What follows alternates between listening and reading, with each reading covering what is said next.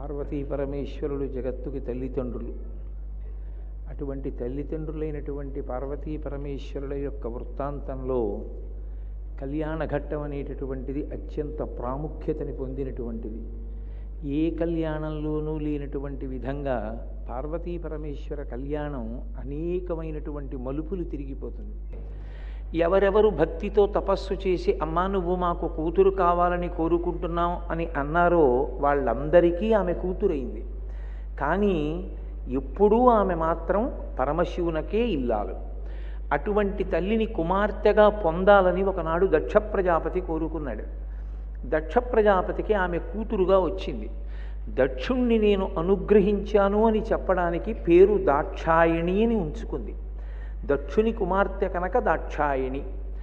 ఎందుకు ఆ పేరు పెట్టుకోవాలి అంటే, నా గురించి అంత తపించి నన్ను కుమార్తెగా పొందాలని కోరుకున్నాడు కనుక నేను ఆమెకి కుమార్తెనయ్యానని దక్షుణ్ణి అనుగ్రహించానని చెప్పడానికి తన పేరు దాక్షాయణి అని ఉంచుకుంది. ఎంతకాలం దాక్షాయణిగా ఉండడానికి అంగీకరించింది? ఎంతకాలము ఆయన శివభక్తుడై ఉన్నాడో అంతకాలం ఉండడానికి అంగీకరించింది. ఆయనలో ఒకనాడు ఒక వెర్రి బుద్ధి ప్రవేశించింది. ఏదో ఒక కారణానికి ఒకానొకప్పుడు ఒక సందర్భంలో జరిగినటువంటి విశేషాన్ని దృష్టిలో పెట్టుకుని పరమశివుడి మీద ఆగ్రహం చెందాడు.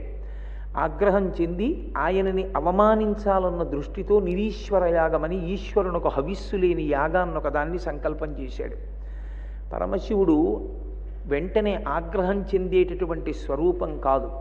మీరు వేదం యొక్క హృదయాన్ని జాగ్రత్తగా గమనిస్తే పరమశివుడికి కోపం రావాలి అంటే కోపం తెప్పించగలిగినటువంటి శక్తి ఒక్కటే ఉంది.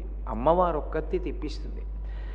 ఆమె కూడా కోపం తెప్పిస్తుంది అన్న మాటకు అర్థం ఆయన కోపమునకు వశపడతాడని కాదు. ఆయనకి ఎన్నడూ కోపమునకు వశమయ్యేటటువంటి లక్షణం లేదు. అందుకే శివునకొక్కనికే ఒక పేరుంది, సదాశివ అంటారు. ఈశాన సర్వ విద్యానాం ఈశ్వర సర్వభూతానాం బ్రహ్మాధిపతిర్బ్రహ్మణోధిపతిర్బ్రహ్మా శివో మే అస్తు సదాశివోం. సదాశివ అన్న నామం ఆయనకొక్కనికే అన్వయమవుతుంది. కారణం ఏమిటంటే ఆయన పైకి కోపం నటిస్తాడు, లోపల మాత్రం పరమమంగళప్రదుడై ఉంటాడు. తన బిడ్డలందరి పట్ల పరమవాత్సల్యంతో ఉంటాడు.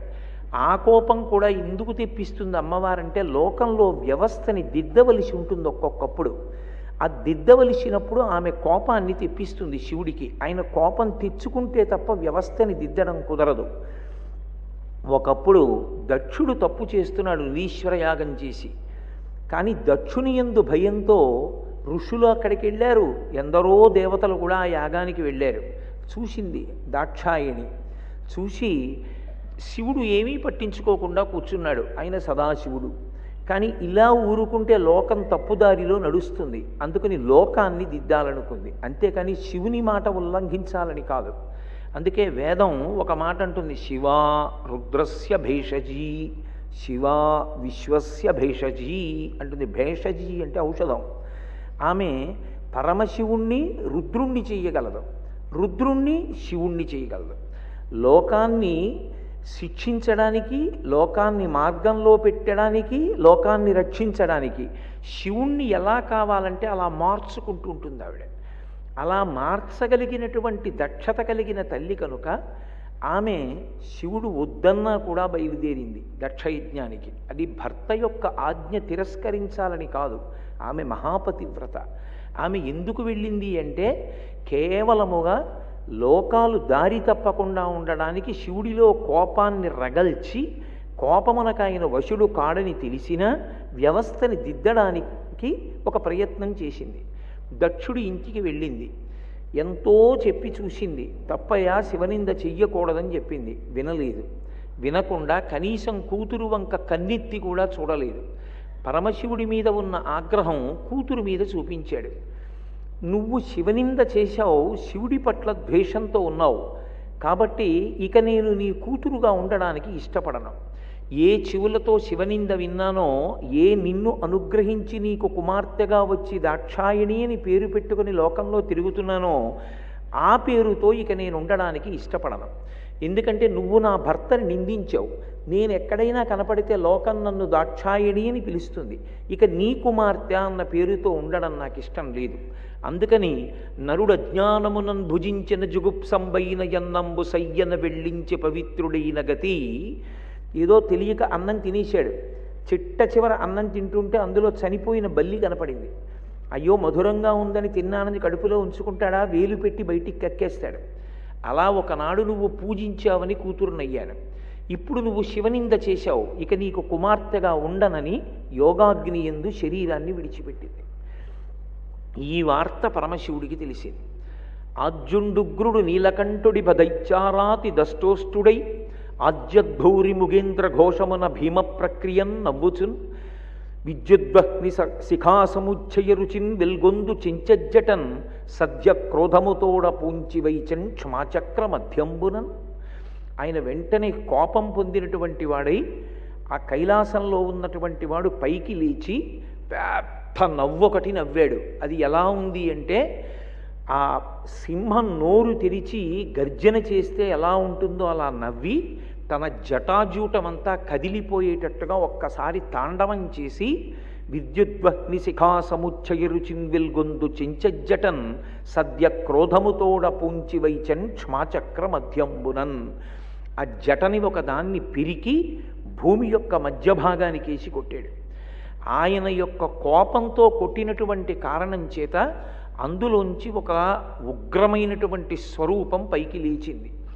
అబ్రంలిహాదభ్ర విభ్రమాభ్రభ్రమ కృణీల దీర్ఘ శరీరమర ప్రజ్వల జ్వలన దీప్త జ్వాలిక జ్వాల జజ్వల్యమాన కేశములు మెరయ జండ దిగ్వేదండ శుంఠాబదోర్దండ సహస్రద్యుతిహేతి సంఘమొప్ప వీక్షణద్యుతిలోక వీక్షణతతిలోక వీక్షణతతిదుర్నిరీక్షమగుచు గ్రకచ కఠిన కరాళ దంష్టలు వెలుంగ ఘన కపాలాస్తి మాలికలు తనర అఖిలలోక భయంకరుండగుచు వీరభద్రుడయించ మారట రుద్రుడగుచు అన్నారు.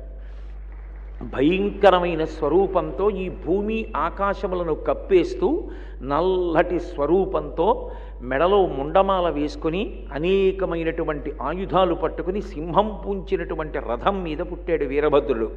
పుట్టి తండ్రికి ప్రదక్షిణం చేసి ఏ కారణం చేత నన్ను సృజించారు చెప్పవలసింది అన్నాడు. దక్షుడు చేయరాని పని చేశాడు కాబట్టి దక్షయజ్ఞాన్ని ధ్వంసం చేయమన్నాడు.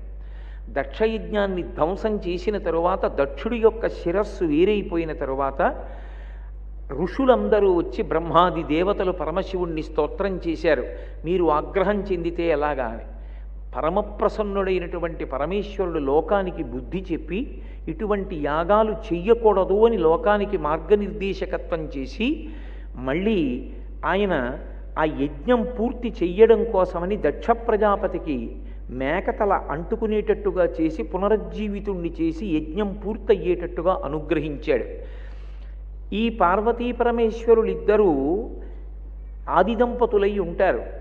చేయరాని పనులు చేస్తే లోకాన్ని చక్కదిద్దుతూ ఉంటుంది అమ్మవారు. మనం మరణవాంగ్మూలం అని ఒక మాట చెప్తూ ఉంటాం. చనిపోయే ముందు ఒక వ్యక్తి ఏ మాట చెప్తాడో ఆ మాటని పరమసత్యంగా స్వీకరిస్తారు. అమ్మవారు దాక్షాయణిగా అవతార పరిసమాప్తి చేసింది. అప్పుడు వచ్చింది ఆవిడికి సతీదేవి అన్న పేరు. పరమపతివ్రతయ్యి పరమశివుని పట్ల దూషణ కూడా వినడానికి ఇష్టపడక శరీరత్యాగం చేసింది కాబట్టి సతీ అని పేరు వచ్చింది.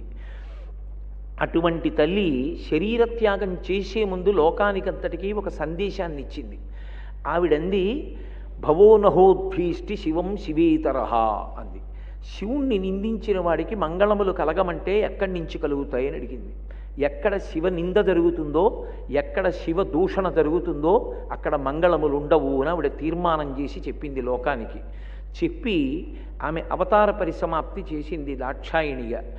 ఆమె దాక్షాయిణిగా ఉండగా పరమశివునితో కలిసి క్రీడిస్తున్నప్పుడు హిమాలయ పర్వత పార్శ్వముల యందు విహరిస్తూ ఉండేది. అలా విహరిస్తున్నప్పుడు మేనకాదేవి చూసింది, హిమవంతుని భార్య.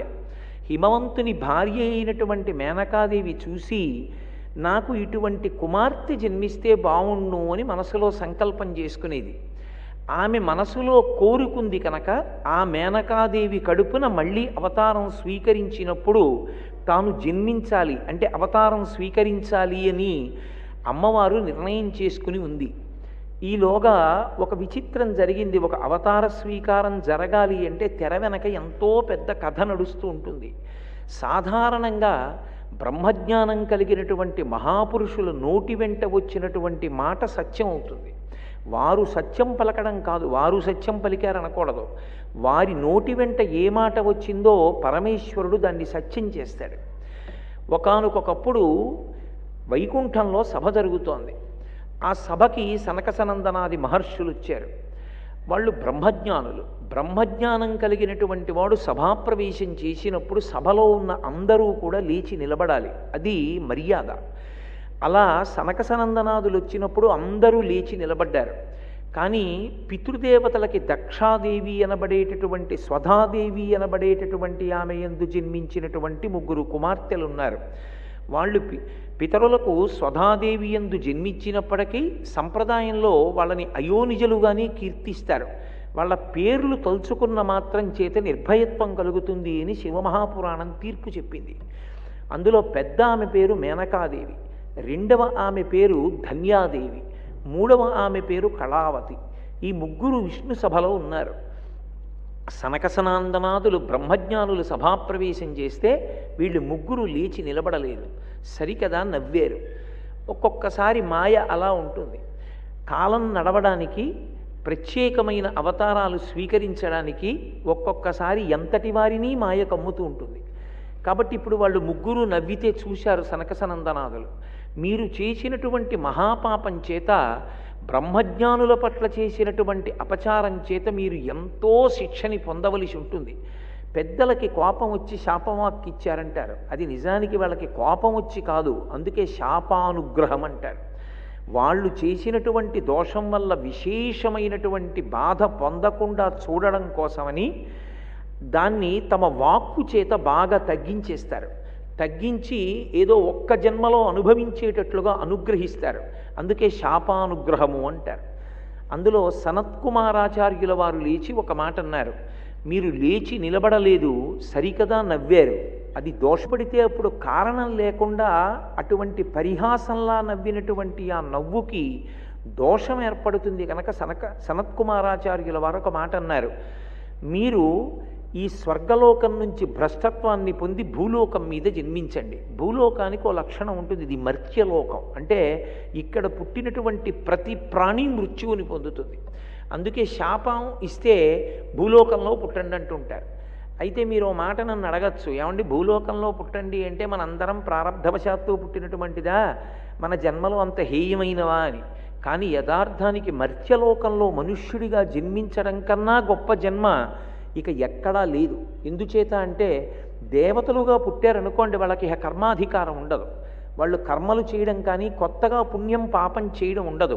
ఎంతకాలం దేవతలుగా ఉంటారు అంటే చేసుకున్న పుణ్యం అయిపోయే వరకు ఉంటారు. క్షీణే పుణ్యే మృత్యలోకం విశంతి. వాళ్ళ పుణ్యం అయిపోయిన తర్వాత పడిపోతారు భూలోకంలోకి. అందుకే దేవతల పదవులు శాశ్వతం కావు, ఉన్నతిని పొందడానికి అవకాశం ఉండదు. అలాగే క్రిందికి ఉండేటటువంటి ప్రాణులు తిరియక్కులు, అంటే వెన్నుపాం అడ్డంగా ఉండేటటువంటి ప్రాణులకు కర్మాధికారం లేదు. ఒక రామనామం కానీ శివనామం కానీ చెప్పడానికి, దేవాలయ ప్రవేశం చేయడానికి, ఆవు పాలు తీసుకెళ్ళి అభిషేకం చేయడానికి వెన్నుపాం అడ్డంగా ఉండేటటువంటి ప్రాణులకు అధికారం ఉండదు. వెన్నుపాం నిలువుగా ఉండేటటువంటి మనుష్యుడు పుణ్యకర్మాచరణము చెయ్యడం వలన దేవత కాగలడు. పాపకర్మలు చేసి వెన్నుపాం అడ్డంగా ఉండేటటువంటి ప్రాణిగా కొన్ని కోట్ల జన్మలు కిందికి వెళ్ళిపోగలడు. పుణ్యము పాపము నాకు అక్కర్లేదని అన్నీ పరమేశ్వరార్పణం చేసి పరమేశ్వరుడు ఎలా చెప్పాడో అలా శాస్త్రాన్ని పట్టుకుని బతికి భగవంతుడు చెప్పినటువంటి వేదాన్ని ఆధారం చేసుకుని ఏ విధమైనటువంటి ప్రతిఫలాన్ని అపేక్షించకుండా పరమేశ్వర ప్రీతి కొరకు చేసినటువంటి భక్తితో కూడిన కర్మాచరణము వలన ప్రీతి పొందినటువంటి పరమేశ్వరుని చేత అనుగ్రహింపబడిన జ్ఞానము వలన మరల పుట్టవలసినటువంటి అవసరం లేని మోక్షస్థితిని పొందగలడు. అందుకే మనుష్యుడు పొందగలిగినటువంటి అదృష్టాన్ని ఇక ఏ లోకంలో ఉన్న ఏ ప్రాణికి లేదు. అందుకే మనుష్య జన్మ సర్వోత్కృష్టమైనటువంటి జన్మ. కానీ దీనికి ఉన్న ప్రమాదం ఏమిటంటే కర్మాచరణము సరిగా ఉండకపోతే, వేదము ప్రమాణముగా జీవించడం చేత కాకపోతే దాని వలన పాపము సంక్రమించి ఆ పాపము వలన మళ్ళీ కొన్ని కోట్ల జన్మలు వెళ్ళిపోతాడు వెన్నుపాము అడ్డంగా ఉండేటటువంటి ప్రాణిగా. ఒక్కసారి జారి వెళ్ళిపోతే ఇక మళ్ళీ ఎప్పటికి మనుష్య ఉపాధి వస్తుంది అంటే చెప్పడం ఎవరితరమూ కాదు. అందుకే మనుష్య ఉపాధి రావడం ఒకెత్తైతే మనుష్య ఉపాధిని సక్రమంగా వినియోగించుకోవడం అంత కష్టం. అందుకని వాళ్ళని మత్స్యలోకంలోకి వెళ్ళి పుట్టమంటే అక్కడ ఉండేటటువంటి మేనకాదేవి, ధన్యాదేవి, కళావతి ముగ్గురు కూడా సనకసనందనాదుల పాదముల మీద పడి వారు చేసినటువంటి అపరాధమునకు క్షమార్పణ ప్రార్థించారు. వెంటనే ఆగ్రహం చల్లారిపోయినటువంటి సనత్కుమారాచార్యుల వారు వారికి శాపావకాశం ఇస్తూ ఒక మాట అన్నారు. మీరు భూమి మీద పుడతారు, కానీ పెద్ద పిల్ల అయినటువంటి మేనకాదేవి అన్న పేరుతోనే భూలోకంలో పుడుతుంది. ఆమె హిమవంతునికి కుమార్తె అవుతుంది. హిమవంతునికి కుమార్తె అయిన కారణం చేత దాక్షాయణిగా శరీరం విడిచిపెట్టినటువంటి అమ్మవారు ఈ మేనకాదేవి కడుపున కూతురుగా పుట్టాలి అని సంకల్పం ఎందుకు చేస్తుంది అంటే, శివునితో కలిసి హిమవత్ పర్వత పార్శ్వమునందు ఆమె తిరుగాడినప్పుడు అటువంటి కూతుర్ని పొందాలని ఈ మేనకాదేవి సంకల్పం చేస్తుంది. మనసులో కోరుకున్న కోరికని కూడా తెలుసుకుని ప్రతిస్పందించగలిగినటువంటి లక్షణం ఉన్నటువంటి కరుణామూర్తి అయిన పరదేవత ఈమె యొక్క కడుపున కూతురై పుడుతుంది. పరదేవతకి తల్లి అయిన కారణం చేత ఈమె మోక్షాధికారాన్ని పొందుతుంది. రెండవ పిల్ల అయినటువంటి ధన్యాదేవి జనక మహారాజు గారికి భార్య అవుతుంది. జనక మహారాజు గారికి భార్య అయిన కారణం చేత సీతాదేవికి తల్లి అయి సీతమ్మ తల్లిని కన్యాదానం చేస్తుంది. సీతమ్మని కన్యాదానం చేసిన కారణం చేత ధన్యాదేవికి వైకుంఠలోక ప్రాప్తి కలుగుతుంది. మూడవ పిల్ల అయినటువంటి కళావతి వృషభానుడు అనబడేటటువంటి ఒక వైశ్యునికి ఇల్లాలవుతుంది. ఆమె గోలోకంలో ఉండేటటువంటి రాధాదేవికి తల్లి అయి ఆ రాధాదేవి శ్రీకృష్ణ పరమాత్మకి ప్రియపత్ని అయినటువంటి కారణం చేత శాశ్వతమైనటువంటి గోలోకవాసాన్ని చివరిదైనటువంటి కళావతి పొందుతుంది అని ముగ్గురికి శాపావకాశాన్ని ప్రసాదించారు. ఇప్పుడు అమ్మవారు సతీదేవిగా శరీరాన్ని విడిచిపెట్టేసింది. పరమేశ్వరుడు ఎప్పుడూ ప్రశాంత చిత్తంతో ఉంటాడు. ఆయన పైకి లోక సంరక్షణ కొరకు కోపంగా ఉన్నట్టుగా కనపడతాడు, కోపం అణిగిపోయినట్టు కనపడతాడు తప్ప అసలు నిజానికి ఆయన ఎప్పుడూ కోపమునకు వశపడేవాడు కాడు. అందుకే హాయిగా తనలో తాను రమిస్తూ దక్షిణామూర్తిగా సనకసనందనాదులకు బ్రహ్మజ్ఞానాన్ని ఉపదేశం చేస్తూ ఒక వటవృక్షం కింద కూర్చున్నాడు. మౌనవ్యాఖ్యా ప్రకటిత పరబ్రహ్మతత్వం యువానం వర్షిష్టాం తే వసదృషిగణైరావృతం బ్రహ్మనిష్టై ఆచార్యేంద్రం కరకలిత చిన్ముద్రమానందరూపం స్వాత్మారామం ముదితవదనం దక్షిణామూర్తిమీడే వటవిటపి సమీపే భూమిభాగే నిషణ్ణం సకలమునిగణానాం జ్ఞానదాతారమారాత్ త్రిభువనగురుమీశం దక్షిణామూర్తిదేవం జననమరణ దుఃఖచ్ఛేదదక్షం నమామి అని చిన్ముద్ర పట్టి మౌన వ్యాఖ్య చేశాడు. నోటితో మాట్లాడకుండా జీవుడు బ్రహ్మము ఒక్కటే అనేటటువంటి చిన్ముద్ర పట్టి ఆ చిన్ముద్రతో మౌన వ్యాఖ్య చేస్తూ కూర్చున్నాడు. సనక సనందనాది మహర్షులు ఆయన చుట్టూ కూర్చున్నారు. కానీ ఈ సందర్భాన్ని సదవకాశంగా తీసుకున్నాడు ఒక రాక్షసుడు, వజ్రాంగుడు అని ఒక రాక్షసుడు. ఆయన ఒకానొకప్పుడు గొప్ప తపస్సు చేసి బ్రహ్మగారి వరాల వలన శక్తి సంపాదించి ఇంద్రుణ్ణి కూడా బంధీకృతుణ్ణి చేశాడు. చేస్తే కశ్యప ప్రజాపతి చతుర్ముఖ బ్రహ్మగారితో కలిసి వజ్రాంగుణ్ణి ప్రార్థించి ఇంద్రుణ్ణి విడిచిపెట్టమని బోధ చేస్తే ఆ ఇంద్రుణ్ణి విడిచిపెట్టి బ్రహ్మగారి వలన ఉపదేశం పొంది సాత్వికమైన బుద్ధి పొందాడు. కానీ వరాంగి అనబడేటటువంటి ఒక స్త్రీని సృజించి బ్రహ్మగారు ఆయనకి కానుకగా ఇచ్చాడు. ఆ వరాంగి యందు రజోగుణ తమోగుణ ప్రకోపం ఎక్కువగా ఉండేది. ఆమె వజ్రాంగుణ్ణి ఒక కోరిక కోరింది. విష్ణు ద్వేషి అయినటువంటి వాడు, ధర్మాన్ని ద్వేషించేవాడు, వేదమును ఇబ్బంది పెట్టేవాడు, అధర్మాత్ముడైనటువంటి పరమబలిష్ఠుడైన కుమారుడు నాకు కావాలి అని కోరుకుంది. నేను ఇంత సాత్విక బుద్ధితో రాక్షసత్వాన్ని విడిచిపెట్టి ఇంద్రుణ్ణి విడుదల చేసి బ్రహ్మగారి దర్శనం పొంది నేను జీవిస్తుంటే నీకు ఇటువంటి బుద్ధి పుట్టిందని మళ్ళీ బ్రహ్మగారి గురించి తపస్సు చేసి ఆయన యొక్క అనుగ్రహం మేరకి 3 లోకములను శాసించగలిగినటువంటి కుమారుణ్ణి కన్నాడు వజ్రాంగుడు. ఆయన పేరే తారకాసురుడు. ఆ తారకాసురుడు మళ్ళీ బ్రహ్మగారి గురించి తపస్సు చేశాడు. తపస్సు చేసి పరమశివుడు కామమునకు వశపడేవాడు కాడు.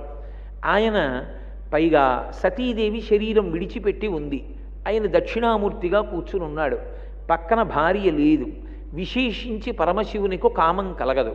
కామం కలగదు కాబట్టి వీర్యస్ఖలనం అవ్వడం అన్న మాట పరమశివుని యందు అన్వయం అవదు కాబట్టి పుత్రుడు కలగడు. ఇది ఆయన పెట్టుకున్నటువంటి లెక్క. రాక్షస బుద్ధులన్నీ అలాగే ఉంటాయి. చావకుండా ఉండడానికి ఎన్ని విచిత్రమైన ఆలోచనలైనా చేస్తారు వాళ్ళు. కాబట్టి ఆయన అన్నాడు బ్రహ్మగారితో, పరమశివునికి వీర్యస్ఖలనం కలిగి అది పార్వతీదేవి యందు చేరి ఆ ఉభయులకు కుమారుడు కలిగి దేవసేనకి అధిపతి అయి ఆ దేవసేనాధిపత్యం పొందినటువంటి పిల్లవాడు నా మీద బాణం వేస్తే అప్పుడు నేను మరణిస్తాను, వరమిమ్మన్నాడు. తథాస్తు అన్నాడు బ్రహ్మగారు. ఇప్పుడు సతీదేవి లేదు పక్కన, పరమశివుడు దక్షిణామూర్తిగా కూర్చుని ఉన్నాడు. కాబట్టి ఇంకా నాకు భయం ఎక్కడుంది, నాకు మృత్యు ఎక్కడుంది? అసలు ఒక్కొక్కసారి అనిపిస్తుంది మృత్యు అనేటటువంటిది ఒకటి ఉంది కాబట్టి కనీసం పుణ్యకార్యాచరణంలో ఓ తొందర ఉంటుంది. మృత్యు అన్నదోటి ఉంది కాబట్టి ఓ భయం అన్నదోటి ఉంటుంది. దీని తరువాత లెక్కలు అడిగేవాడు ఉన్నాడు, ఎందుకైనా మంచిదో అగరత్తన్న వెలిగిద్దామని. అది కూడా లేదనుకోండి, అసలు ఎవడు నిగ్రహించగలడు? భగవంతుడు మనందరికన్నా తెలివైనవాడు. కాబట్టి ఇప్పుడు ఈ మృత్యువు లేదు, నాకు రాదు, ఎందుకంటే శివునకు కుమారుడు కలగడు అని నిర్ణయానికి వచ్చి ఆయన వెంటనే 3 లోకములను బాధించడం ప్రారంభం చేసి ఇంద్రుణ్ణి కూడా పదవీచ్యుతుణ్ణి చేశాడు. ఇక వాళ్ళు ఎప్పుడూ చేసే పని ఏమిటంటే దేవతలకి యజ్ఞం చేయకూడదు, యాగం చేయకూడదు, హవిస్సులు ఇవ్వకూడదు, వేదం చదవకూడదు, బ్రాహ్మణులు ఎక్కడా ఉండకూడదు, గోవుల్ని పూజించకూడదు, యజ్ఞయాగాదులు జరగకూడదు, అన్నిటినీ ధ్వంసం చేయడం, వాళ్ళ కంటికి ఏది నచ్చితే దాన్ని వారిదిగా అనుభవిస్తూ ఉండడం. దానికే రాక్షస బుద్ధి అంటారు. రాక్షస బుద్ధి అంటే పెద్ద విశేషమే ఉండదు, ఎక్కడున్నా ఇదే బుద్ధి ఉంటుంది రాక్షసులకు. కాబట్టి ఇప్పుడు తారకాసురుని వలన లోకములన్నీ బాధ పొందుతున్నాయి.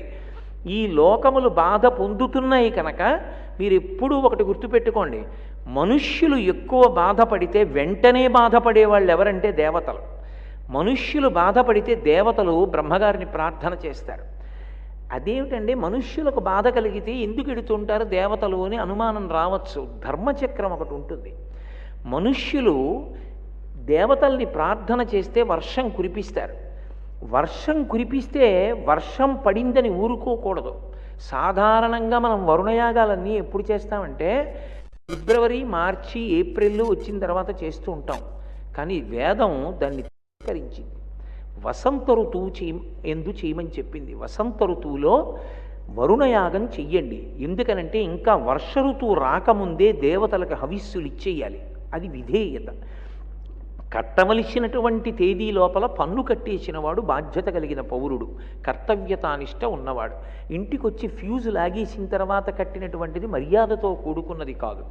కాబట్టి దేవతలకి ఇవ్వవలసిన హవిస్సు మనుష్యులు ఇవ్వాలి. హవిస్సుని దేవతలు పుచ్చుకొని వర్షం కురిపిస్తారు. వర్షం వలన మనకి భోగభాగ్యాలు వస్తాయి. మళ్ళీ మనం హవిస్సు దేవతలకు ఇవ్వాలి. మళ్ళీ దేవతలు వర్షం కురిపిస్తూ ఉంటారు. ఇది ధర్మచక్రం. ఇక్కడ ధర్మం నడవలేదనుకోండి, ఇక్కడ ధర్మం నడవనంత కాలం దేవతలు సంతోషాన్ని పొందరు. అందుకే అసలు వర్షం పడడానికి కారణం ఎక్కడుంటుంది అంటే ధర్మమునందు ఉంటుంది. ఎవరి ధర్మాన్ని వాళ్ళు పట్టుకున్నారనుకోండి, ఎవరు చెయ్యవలసిన ధర్మాన్ని వారు చేస్తూ ఉంటే దేవతలు ప్రీతి పొంది వర్షాన్ని కురిపిస్తారు. అంతేకాని చాలామంది అధర్మంలో ఉండి 3-4 వరుణయాగం చేస్తాను, మిగిలిన వాళ్ళందరూ బతకడానికి వర్షాలు ఇమ్మంటే దేవతలు కూడా కురిపిస్తారు. ఎలా కురిపిస్తారో చెప్పింది వేదం. ఉరుములతో, పిడుగులతో కూడుకున్న వాన కురిపిస్తారని చెప్పింది. సాత్విక వర్షం కుంభవృష్టిగా పడాలి అంటే వృష్టి అన్న పదాన్ని వాడింది వేదం. మెరుపులు, ఉరుములు, పిడుగులు లేని వృష్టి పడాలి అంటే లోకము ధర్మమునందు నిలబడాలి. ఎవరి ధర్మాన్ని వారు నిర్వర్తిస్తే, ఆ ధర్మమునందు నిలబడితే ప్రీతి చెందినటువంటి దేవతలు వర్షాన్ని కురిపిస్తారు. కాబట్టి ఇప్పుడు మనుష్యులకు బాధ కలిగితే దేవతలకి బాధ కలుగుతుంది. ఎందుకంటే యజ్ఞయాగాదులు ఉండవు. ఇప్పుడు తారకాసురుడు యజ్ఞయాగాదులను ధ్వంసం చేస్తే దేవతలకి హవిస్సు ఉండదు. హవిస్సు దేవతలకి లేదు కాబట్టి వాళ్ళు బ్రహ్మగారి దగ్గరికి ఎడతారు. బ్రహ్మగారి దగ్గరికి ఎందుకు ఎడతారు అంటే, బ్రహ్మగారు ఎప్పుడూ కూడా, మీరు నన్ను మన్నించగలిగితే అర్థం అవ్వడానికి ఓ మాట అంటాను, ఆయన కన్సల్టెంట్ ఫిజీషియన్ లాంటి వారు. మొట్టమొదట ఆయన దగ్గరికి ఎడతారు దేవతలు. ఎందుకంటే సృష్టికర్త ఆయన, ఇంటికి పెద్దవాడు, వరాలన్నీ ఆయనే ఇస్తారు, విరుగుడు కూడా ఆయనే చెప్పాలి. అందుకని బ్రహ్మగారి దగ్గరికి ఎడితే బ్రహ్మగారు ఒక మాట అంటారు, నేనే ఇచ్చాను ఈ వరం, దీనికి విరుగుడు ఇక్కడ ఉంది అని చెప్తారు. కాబట్టి బ్రహ్మగారు అన్నారు దీనికి పరిష్కారం ఒక్కటే ఉంది, తారకాసుర సంహారంలో ఉంది.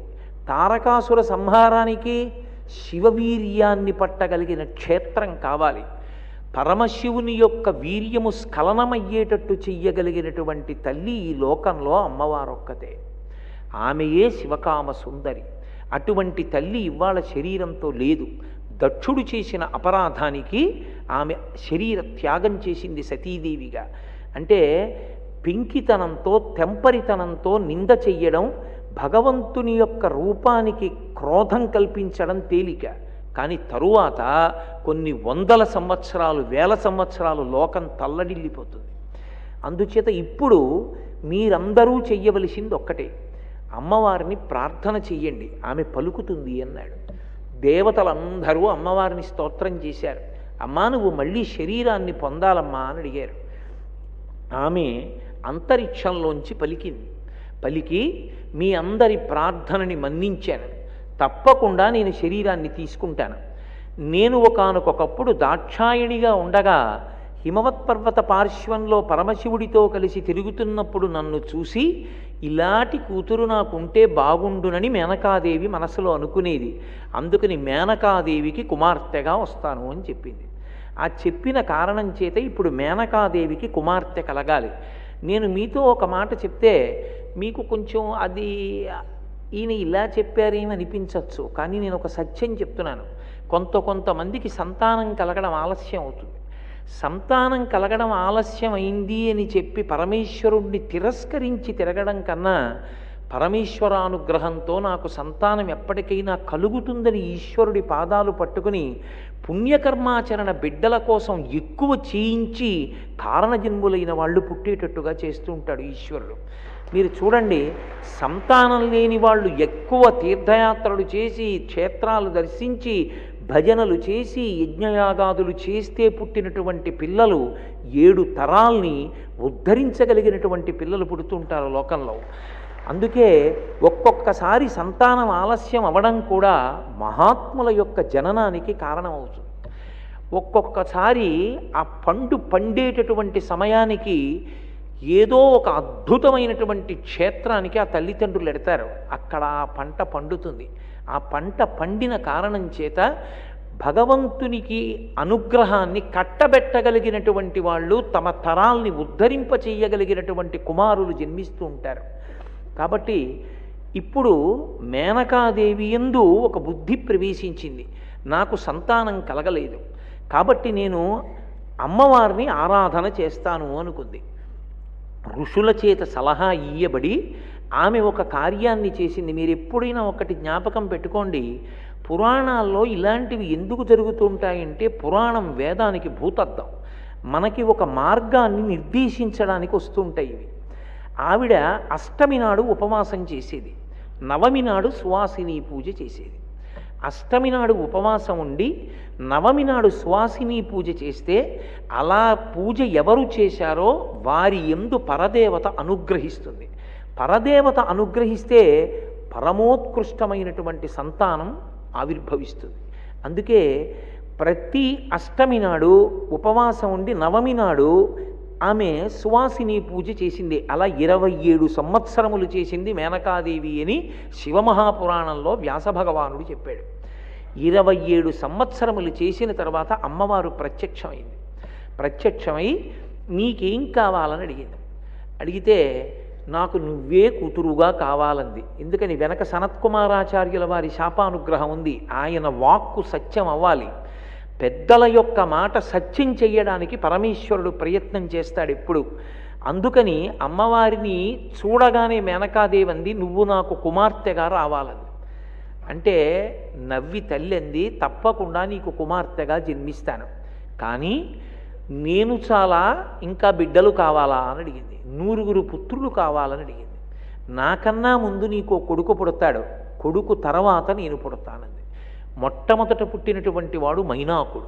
అమ్మవారి అనుగ్రహంతో పుట్టాడు కాబట్టే మైనాక పర్వతం అంత గొప్ప పర్వతం అయింది. హిమవత్ పర్వతం యొక్క పెద్ద కొడుకు మైనాక పర్వతం. ఆ తరువాత అమ్మవారు జన్మించి అమ్మవారు అవతార స్వీకారం చేసి చిన్న ఆడపిల్లగా వాళ్ళ ఇంట పుట్టింది. పుట్టినప్పుడు ఆ పిల్లని చూడ్డానికి నారదుడు వచ్చాడు. ఆ పిల్ల నల్లగా ఉంది. నల్లగా ఉండడానికి కారణం ఆమె నారాయణుని చెల్లెలు. వాళ్ళిద్దరూ ఎప్పుడు పుట్టినా ఒక్కసారే పుడతారు. అందుకే చైత్రశుక్ల నవమి శ్రీరామ నవమి. చైత్రశుక్ల నవమి మధ్యాహ్నం 12 గంటలకి రామచంద్రమూర్తి ఆవిర్భవిస్తే చైత్రశుక్ల నవమి నాడే పార్వతీదేవి కూడా జన్మించింది అని శివమహాపురాణంలో వ్రాయబడింది. అంటే ఇద్దరూ ఎప్పుడూ ఒక్కసారే పుడుతూ ఉంటారు.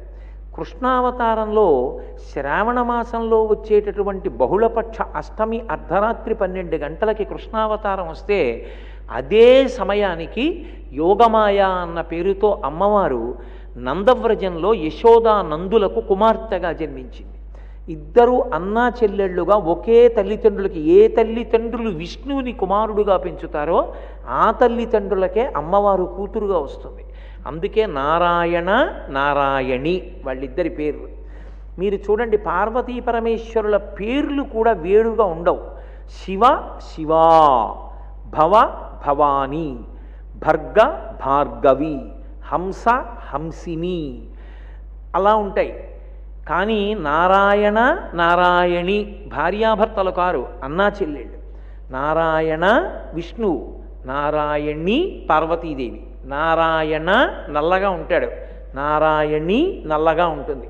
నారాయణ ప్రతిజ్ఞ పరిత్రాణాయ సాధూనాం వినాశాయ చ దుష్కృతాం ధర్మ సంస్థాపనార్థాయ సంభవామి యుగే యుగే. నారాయణి ప్రతిజ్ఞ దేవీ భాగవతంలో యదా యదా హి సాధూనాం దుఃఖం భవతి దానవ తదా తేషాంచ రక్షార్థం దేహం సంధారయామ్యహం. సంస్కృత భాషలో మాటలు మారుతాయి, ఇద్దరిది ఒకటే అర్థం, ఒకటే ప్రతిజ్ఞ. అందుకే నారాయణ నారాయణి అన్నా చెల్లెళ్ళు. అన్నా చెల్లెళ్ళైన కారణం చేత ఇద్దరి యొక్క రంగులు కూడా ఒక్కటే అయి ఉంటాయి. ఇద్దరూ అవతార స్వీకారం చేస్తారు, ఇద్దరూ రాక్షస సంహారం చేస్తారు, ఇద్దరూ భక్తుల్ని ఆదుకుంటారు, ఇద్దరూ లోకాన్ని నిలబెడతారు, ఇద్దరూ అలంకార ప్రియత్వాన్ని పొంది ఉంటారు. అమ్మవారు అలంకార ప్రియురాలు, విష్ణువు అలంకార ప్రియుడు. ఎప్పుడూ కదలకుండా తనలో తాను రమిస్తూ కూర్చునేటటువంటి పరమేశ్వరుడు అభిషేక ప్రియుడు. కాబట్టి ఆ నారాయణి కనుక నల్లని రంగుతో పుట్టింది. తత్వాన్ని తెలుసుకోగలిగిన వాడెవరు? నారద మహర్షి ఒక్కడే, మహానుభావుడు. అందుకే ఆయన వచ్చి కాళీ అని పేరుంచాడు. నల్ల పిల్ల, నల్లగా పుట్టిన పిల్ల కాబట్టి ఈ పిల్లకి కాళీ అని పేరుంచుతున్నాను కాదు. కదలికలన్నీ అమ్మవారు. ఎప్పుడూ మీరు జాగ్రత్తగా జ్ఞాపకం పెట్టుకోవాలి. కదలికలన్నీ అమ్మవారు అని చెప్తారు. కదలిక లేదనుకోండి, శక్తి ఆగిపోయిందనుకోండి, కదలిక లేకుండా ప్రమాదం వచ్చిందని గుర్తు. ఆమె శక్తి స్వరూపము ఆదిపరాశక్తి అని గుర్తించినటువంటి నారదుడు ఆమెకి కాళీ అని నామకరణం చేశాడు. బాహ్యంలో ఇంత తత్వం చెప్పడం ఎందుకు, అందుకని నల్ల పిల్ల కదూ కాళీ అని పేరు పెట్టారన్నాడు. పరమ సంతోషపడ్డారు. కానీ కించిత్ బాధ ఉంటుంది కదూ, ఏమిటో నల్లపిల్ల అని కాళీ అని పేరు పెట్టాడు నారదుడు అని. అందులో తల్లి మనసు విలవిల్లాడిపోతుంది. బాగా ఇంత తెలిపేమిటన్నా బెంగే, ఏమిటి ఇంత నల్ల పిల్లన్నా బెంగే తల్లికి. అబ్బాయి ఎంత బాగుందో పిల్ల అంటే మాత్రం మురిచిపోతుంది. కాబట్టి ఆయన అన్నాడు, కాదులే ఈ పిల్ల గౌరీ అవుతుంది ఒకప్పుడు అన్నాడు. పరమశివుడి హృదయాన్ని గెలుచుకుంటుంది, అందుకని గౌరీ అని పేరు పొందుతుంది అన్నాడు. సంతోషపడిపోయారు తల్లిదండ్రులు ఇద్దరు. ఆ పిల్ల పుట్టి, చిన్న పిల్ల ఆ పాకుతూ తప్పటడుగు లేస్తూ ఇంట్లో నడుస్తుంటే హిమవంతుడు పొంగిపోయాట.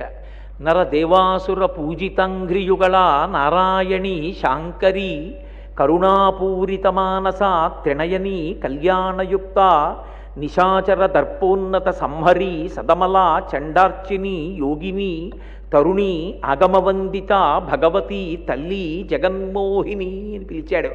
అమ్మ ఎంత అదృష్టం అమ్మ, నా అదృష్టం. లోకములన్నీ ఏ తల్లి ముందు నిలబడి స్తోత్రం చేస్తాయో, ఏ తల్లి అనుగ్రహం కావాలని ఋషులు కూడా ప్రార్థన చేస్తారో, ఏ తల్లి ఈ సమస్త బ్రహ్మాండములను కదుపుతోందో, సమస్త కదలికలకు ఆధారభూతమై ఉన్నదో, ఏ తల్లి మాయాస్వరూపిణి అయి సమస్త జగత్తుని ఇంద్రియములకు వశం చేసి పరమేశ్వరుణ్ణి చేరకుండా చేరేటట్టు కూడా చెయ్యగలదో అటువంటి తల్లి నా ఇంట కూతురైంది. నరదేవాసుర పూజితాంఘ్రియుగళ నారాయణి శాంకరి. నారాయణి శాంకరి, శంకరుని ఇల్లాలా నా ఇంట నరులు దేవతలు రాక్షసులు కూడా నమస్కరించేటటువంటి పాదముల జంట కలిగిన పిల్ల ఈ ఇంట పుట్టిందని ఆ చిన్ని పువ్వుల పొట్లాల్లాంటి పాదాలు పట్టుకుని నెత్తి మీద పట్టుకుని కళ్ళ మీద పెట్టుకుని పొంగిపోయాట. కరుణాపూరిత మానస త్రినయని కళ్యాణయుక్త, అపారమైనటువంటి కారుణ్యం కలిగిన దానా, కరుణ తప్ప వేరొకటి, దయ తప్ప ఇంకొకటి తెలియనిదానా, అటువంటి తల్లి నా ఇంట పుట్టావా. నిశాచర దర్పోన్నత సంహరి సదమల చండార్చిని యోగిని కరుణ తరుణి ఆగమవందిత తల్లి జగన్మోహిని అని.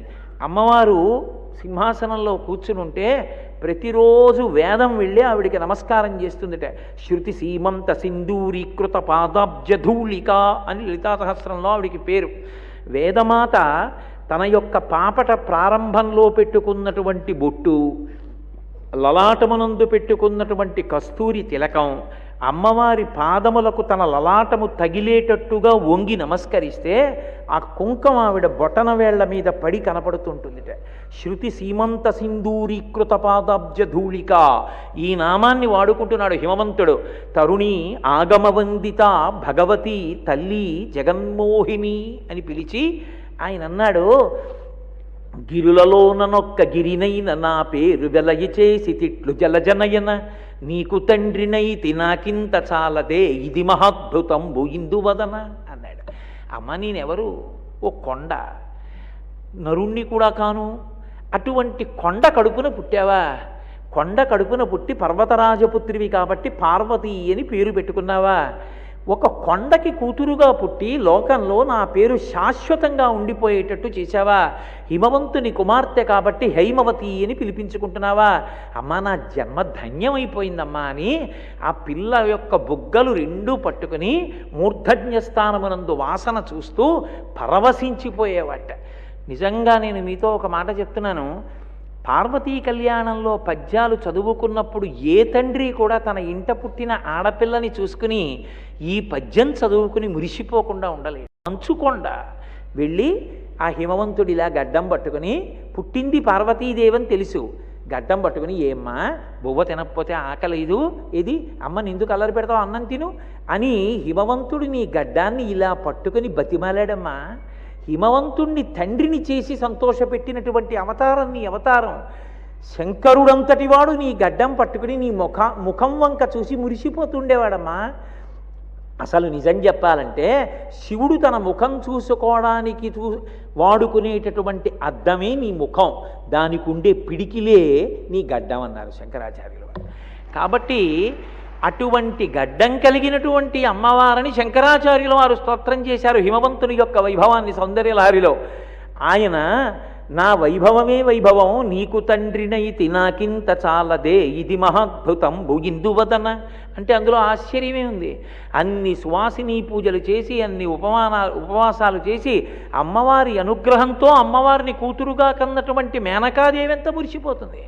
అందుకని ఆవిడ ఆ పిల్లని చూసుకుని కమనీయ మోహన కారభారతి వచ్చే దయతోడను కన్న తల్లి వచ్చే, చాతుర్య గాంభీర్య జగతి కన్నియ వచ్చే, లాలిత సంపద లక్ష్మి వచ్చే, భూరి లోకైక విభూతిధారుని వచ్చే, మంగళ పావన గంగ వచ్చే, తరిగొప్ప దేవాది దేవవల్లభ వచ్చే, మానితంబగు మహామాయ వచ్చే, తల్లి వచ్చెను నన్నేల తల్లి వచ్చే, బాల వచ్చెను ప్రౌఢైక బాల వచ్చే, బాల కరుణించి ఏ తెంచననుచుదిగిచి కౌగిలించెను మేనక గౌరి చూచి.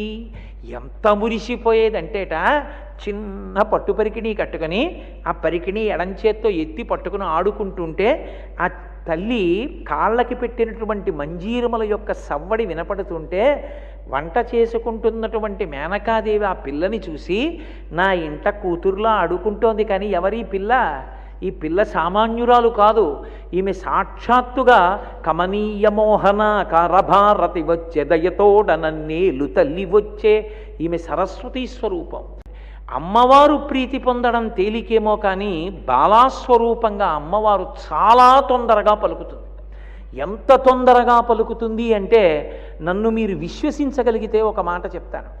మీరు భక్తితో అమ్మవారి దగ్గర నిలబడిన ఉత్తర క్షణంలో ఎవరో ఒక చిన్నపిల్ల రూపంలో మీ దగ్గరికి వచ్చి ఏదో ఒకటి పుచ్చుకుంటుంది ఆవిడ. చాలా తొందరగా పలుకుతుంది బాలగా. అందుకే బాలవచ్చను ప్రౌఢైక బాలవచ్చే ఆ ప్రౌఢమైనటువంటి బాలాస్వరూపం ఇదిగో ఇవాళ ఈ పిల్ల రూపంలో నా ఇంట నడయాడుతోందని మురిసిపోయింది ఆ తల్లి. సరే, ఆ చిన్నపిల్ల పెరిగి పెద్దదై ప్రౌఢమైనటువంటి వయస్సులోకి వచ్చింది. ఈలోగా పరమశివుడు తపస్సు చేసుకోవడం కోసం అని హిమవత్పర్వత ప్రాంతానికి వచ్చాడు. ఆయన హిమవత్పర్వతం దగ్గరికి వచ్చాడు. ఈ హిమవంతుడు తన కుమార్తె అయినటువంటి పార్వతీదేవిని తీసుకెళ్ళి పరమశివునికి సపర్య చేయడానికి నియమించాడు. ఎందుచేత నియమిస్తాడు అంటే ఎప్పుడు ధర్మశాస్త్రాన్ని మీరు పరిశీలించాలి. ఇంట్లో ఐశ్వర్యం నిలబడాలన్నా పరమేశ్వరుడు విశేషమైనటువంటి పుణ్యాన్ని కట్టబెట్టాలన్నా ఎప్పుడైనా చాలా పెద్ద పుణ్యం ఉంటే తప్ప నేను అనుగ్రహించడం కుదరదు, అంత ఉపకారాన్ని చెయ్యలేనని ఈశ్వరుడు అనుకున్నాడు అనుకోండి, అప్పుడు ఆయన ప్రీతి పొందాడు అనుకోండి, ఉపకారం చేద్దాం అనుకున్నాడు అనుకోండి, అంత పెద్ద పుణ్యాన్ని కట్టబెట్టాలి అనుకున్నప్పుడు ఈశ్వరుడు చేసే పని ఏమిటంటే తనని నమ్ముకున్నటువంటి వాడు, పరమభక్తి తత్పరుడైన వాడు, తన ఊపిరిలో ఎప్పుడూ భగవంతుడి గురించి ఆలోచించేవాడిని అతిథిగా పంపిస్తాడు. అతిథిగా పంపించినప్పుడు ఆయన వచ్చి మీ ఇంట గుక్కెడు మంచినీళ్లు తాగి ప్రీతి పొంది వెళ్ళిపోయాడు అనుకోండి, మీ ఇంట సింహాసనంలో ఉన్న పరమేశ్వరుడు ప్రీతి చెందేస్తాడు. వాడికి అన్నం పెట్టావు చాలు, వాడికి మంచినీళ్ళు ఇచ్చావు చాలని. అందుకే ఏమీ తెలియని ఆడపిల్ల ఇంటికి వచ్చిన అతిథికి కాసిని పాలిచ్చి నమస్కరిస్తే చాలు, వచ్చినవాడు పొంగిపోయి ఆడపిల్లకి అక్షతలేసి ఎడతాడు. అది ఆమె దీర్ఘ సౌమాంగల్యానికి కారణమవుతుంది.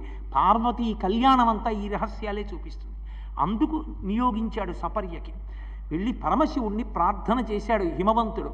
అవదా ఈశ్వర విన్నపంబుమదిలో నాలింపు, ఈ వివిధారత్నము పెట్టిపోయతను మీ యొద్దన్ భవద్దాసియై తివుటన్ వర్తన చేయుచుండెడిది, తప్పుల్ మీరు ఊహింపకన్ పరిచర్యల్ చాలా చేయింపుడి అన్నాడు. అవదా ఈశ్వర విన్నపంబు మదిలో ఆలింపు, మదిలో ఆలోచించు, మనసులో ఆలోచించవయ్యా, పైకి చెవితో విను అనకు. నా హృదయం ఏమిటో అర్థం చేసుకో. ఈ యువిధారత్నము పెట్టిపోయదను మీ యొద్దన్, ఏదో పెట్టి వదిలేస్తాను, లేకపోతే నా జేబులో ఉన్నటువంటి ఓ రూపాయి కాసు వదిలేస్తానన్నట్లుగా ఈ పిల్లని మీ దగ్గర వదిలేస్తానన్నాడు. అంతే, పెట్టిపోయదను, మీ దగ్గర వదిలి వెళ్ళిపోతాను. ఎందుకో తెలుసా? మీ దగ్గర ఉండడమే ఆ అమ్మాయి భవిష్యత్తుకి కారణం. మీరున్నన్నాళ్ళు మీకు సపర్య చేస్తుంది. మీ యొద్దన్ పెట్టిపోయదను భవద్దాసి తివుటన్ వర్తన చేయుచుండెడిది ప్రీతిన్ మీరు రక్షింపుడి. ఆ పిల్ల చిన్నది, దానికి ఏం తెలియదు, తండ్రి కదూ, ఆర్తి. అది ఏం చేస్తూ ఉంటుంది? తింటుంది, ఆకలిస్తే తిరుగుతూ ఉంటుంది. కానీ మీరేం చేస్తారో తెలుసా? ప్రీతిని మీరు రక్షింపుడి. మీ నాన్న ఎందుకు ఇక్కడ ఉంచాడు? ఏ పర్ణశాల తొడవాలని తెలియదా? పూజకి కాసిన పువ్వులు కోసి పట్టుకురావాలని తెలియదా? స్నానం చేసి కాసిన నీళ్లు అక్కడ పూజకి పెట్టాలని తెలియదా? ఎందుకు వచ్చినట్టు నువ్వు అనకండి. దానికి ఏం తెలియదని నేనే మీకు చెప్పుకుంటున్నాను. ఈ మాటలు ఎక్కడొస్తాయో తెలుసా? దీనికి సాహిత్య ప్రవేశం ఉండక్కర్లేదు. ఆర్తి పొంగిన నాడు ప్రతి తండ్రి కంఠంలోంచి వస్తాయి.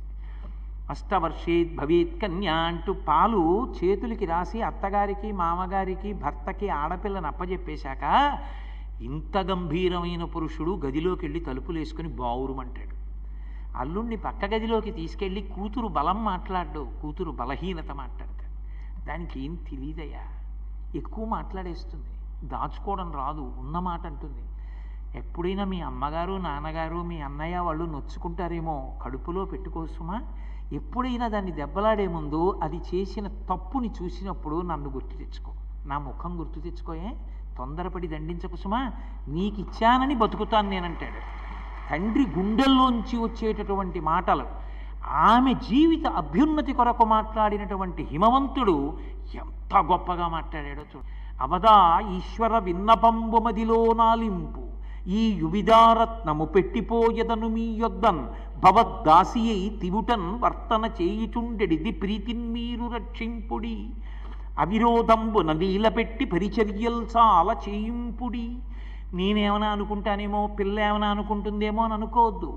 ఇక్కడ ఉండడం అది ఆడుకోవడానికి తినడానికి కాదు, మీ మనసు రంజిల్లేటట్టు పరిచర్య చెయ్యాలి. మీరు శాసించండి. పాప కాసిన పువ్వులు కోసి తెచ్చి ఎక్కడ పెట్టమ్మా అనండి, కాస్త స్నానం చేసి మಣ್ಣీళ్ళు తెచ్చి ఎక్కడ పెట్టు అనండి. నేను పూజ చేసుకుంటాను, నువ్వు ప్రతిరోజు 5 అయ్యేటప్పటికి ఇక్కడ తుడిచేసి కాస్త ముగ్గేసి ఓ పీట అయ్యాలి సుమా అని చెప్పండి. పరిచర్యలు చాలా చేయింపుడి, ఈమెతో పని చేయించండి. ఎందుకని? మీకు చేసినది ఏది ఉందో, మీరు తృప్తి పొందినది ఏది ఉందో అది పరమేశ్వరుడి తృప్తి. పరమేశ్వరుడు తృప్తి పొందుతాడో లేదో భక్తి యందు నాకు తెలియదు, ఆడపిల్ల కర్మాధికారం ఏది. కానీ మీరు తృప్తి పొంది ఈ పిల్ల బ్రతుకు బాగుండాలని ఒక్క మాట అంటే ఇక నా కూతురు గురించి నేను చూసుకోక్కర్లేదు.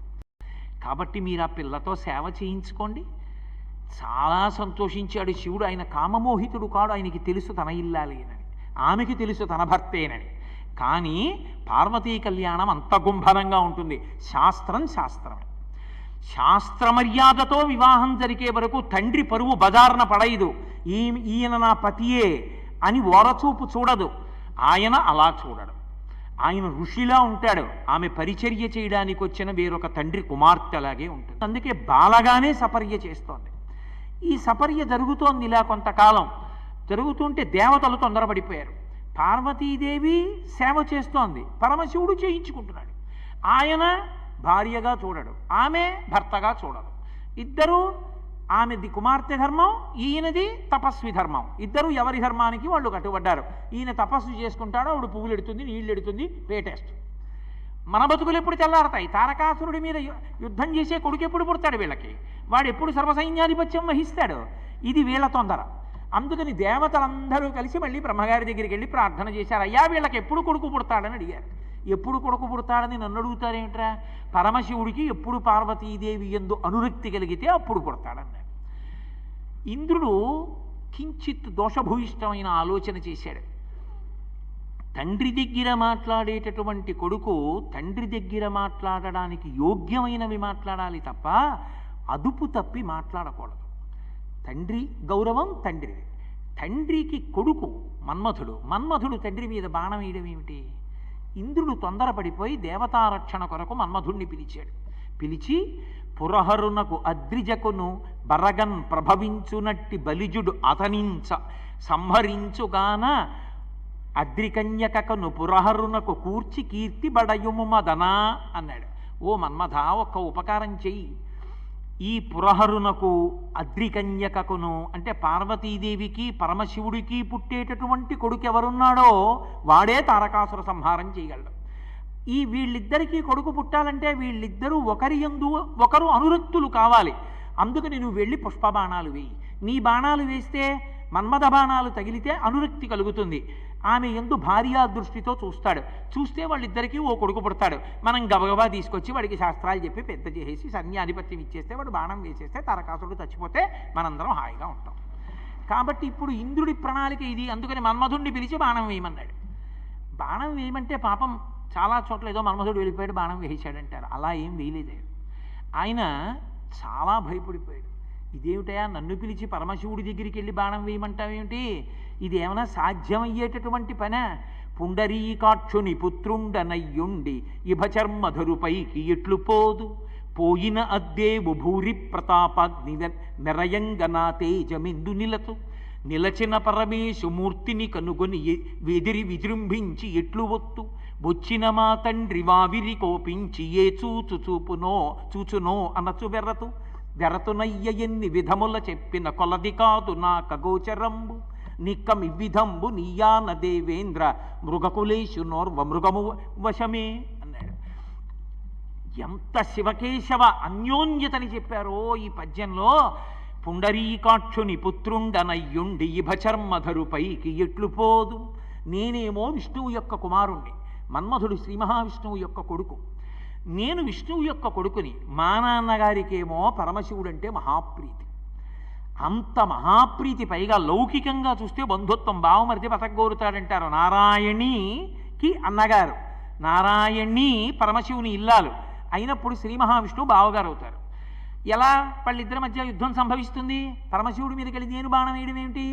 అందుకని పుండరీకాక్షుని పుత్రుండనయ్యుండి ఇభచర్మధరుపైకి ఎట్లు పోదు పోయిన అద్దేవు భూరి ప్రతాపాగ్నిమెరయంగనా తేజమిందు నిలతు.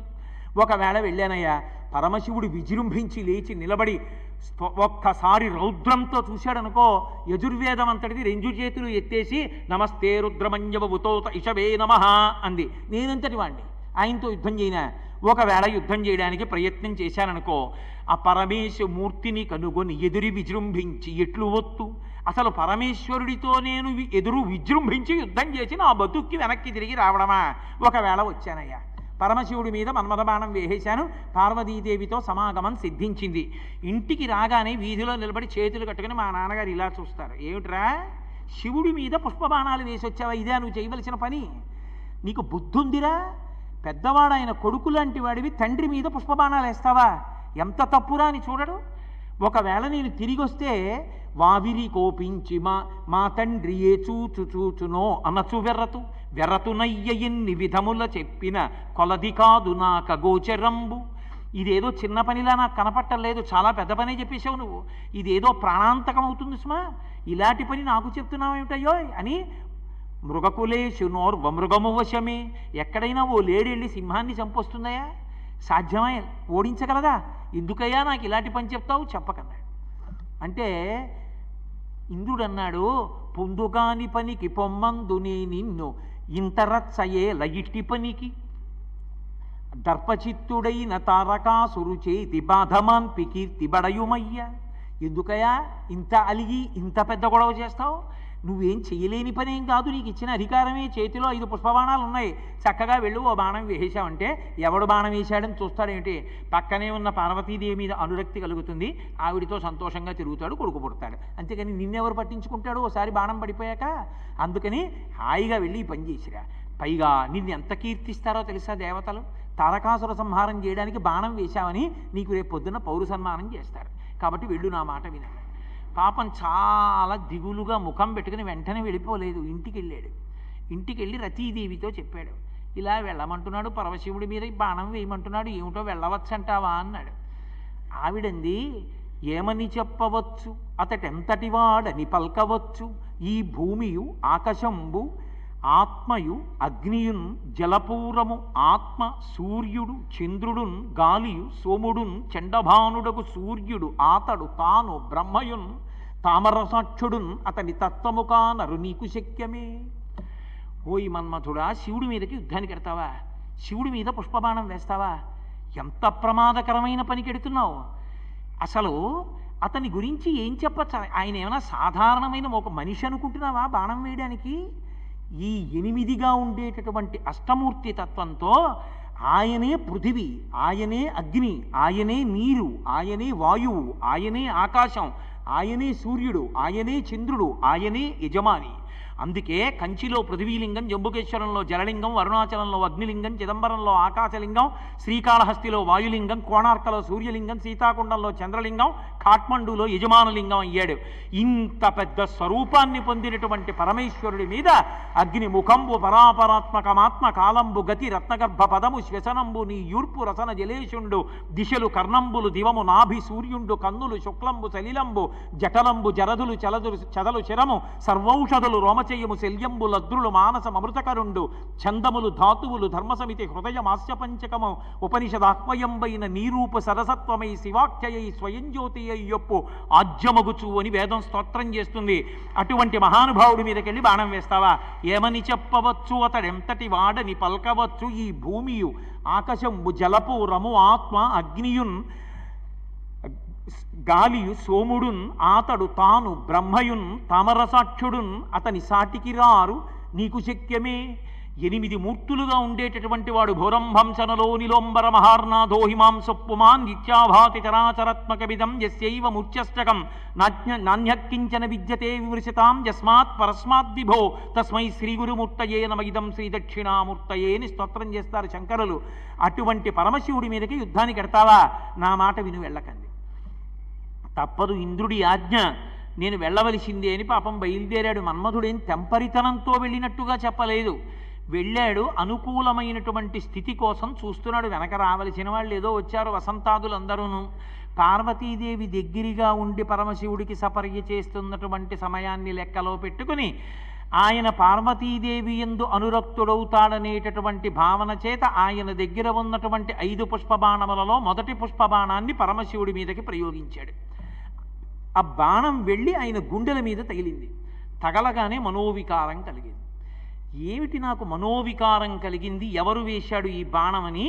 నేను తపస్సులో ఉండగా నాకు వికారమును కల్పించిన వాడెవరు? పుత్ర సదృశుడు నా మీద బాణం వెయ్యచ్చా? ఇలా తండ్రికి కామం కలిగేటట్టుగా కొడుకు ప్రవర్తించచ్చా?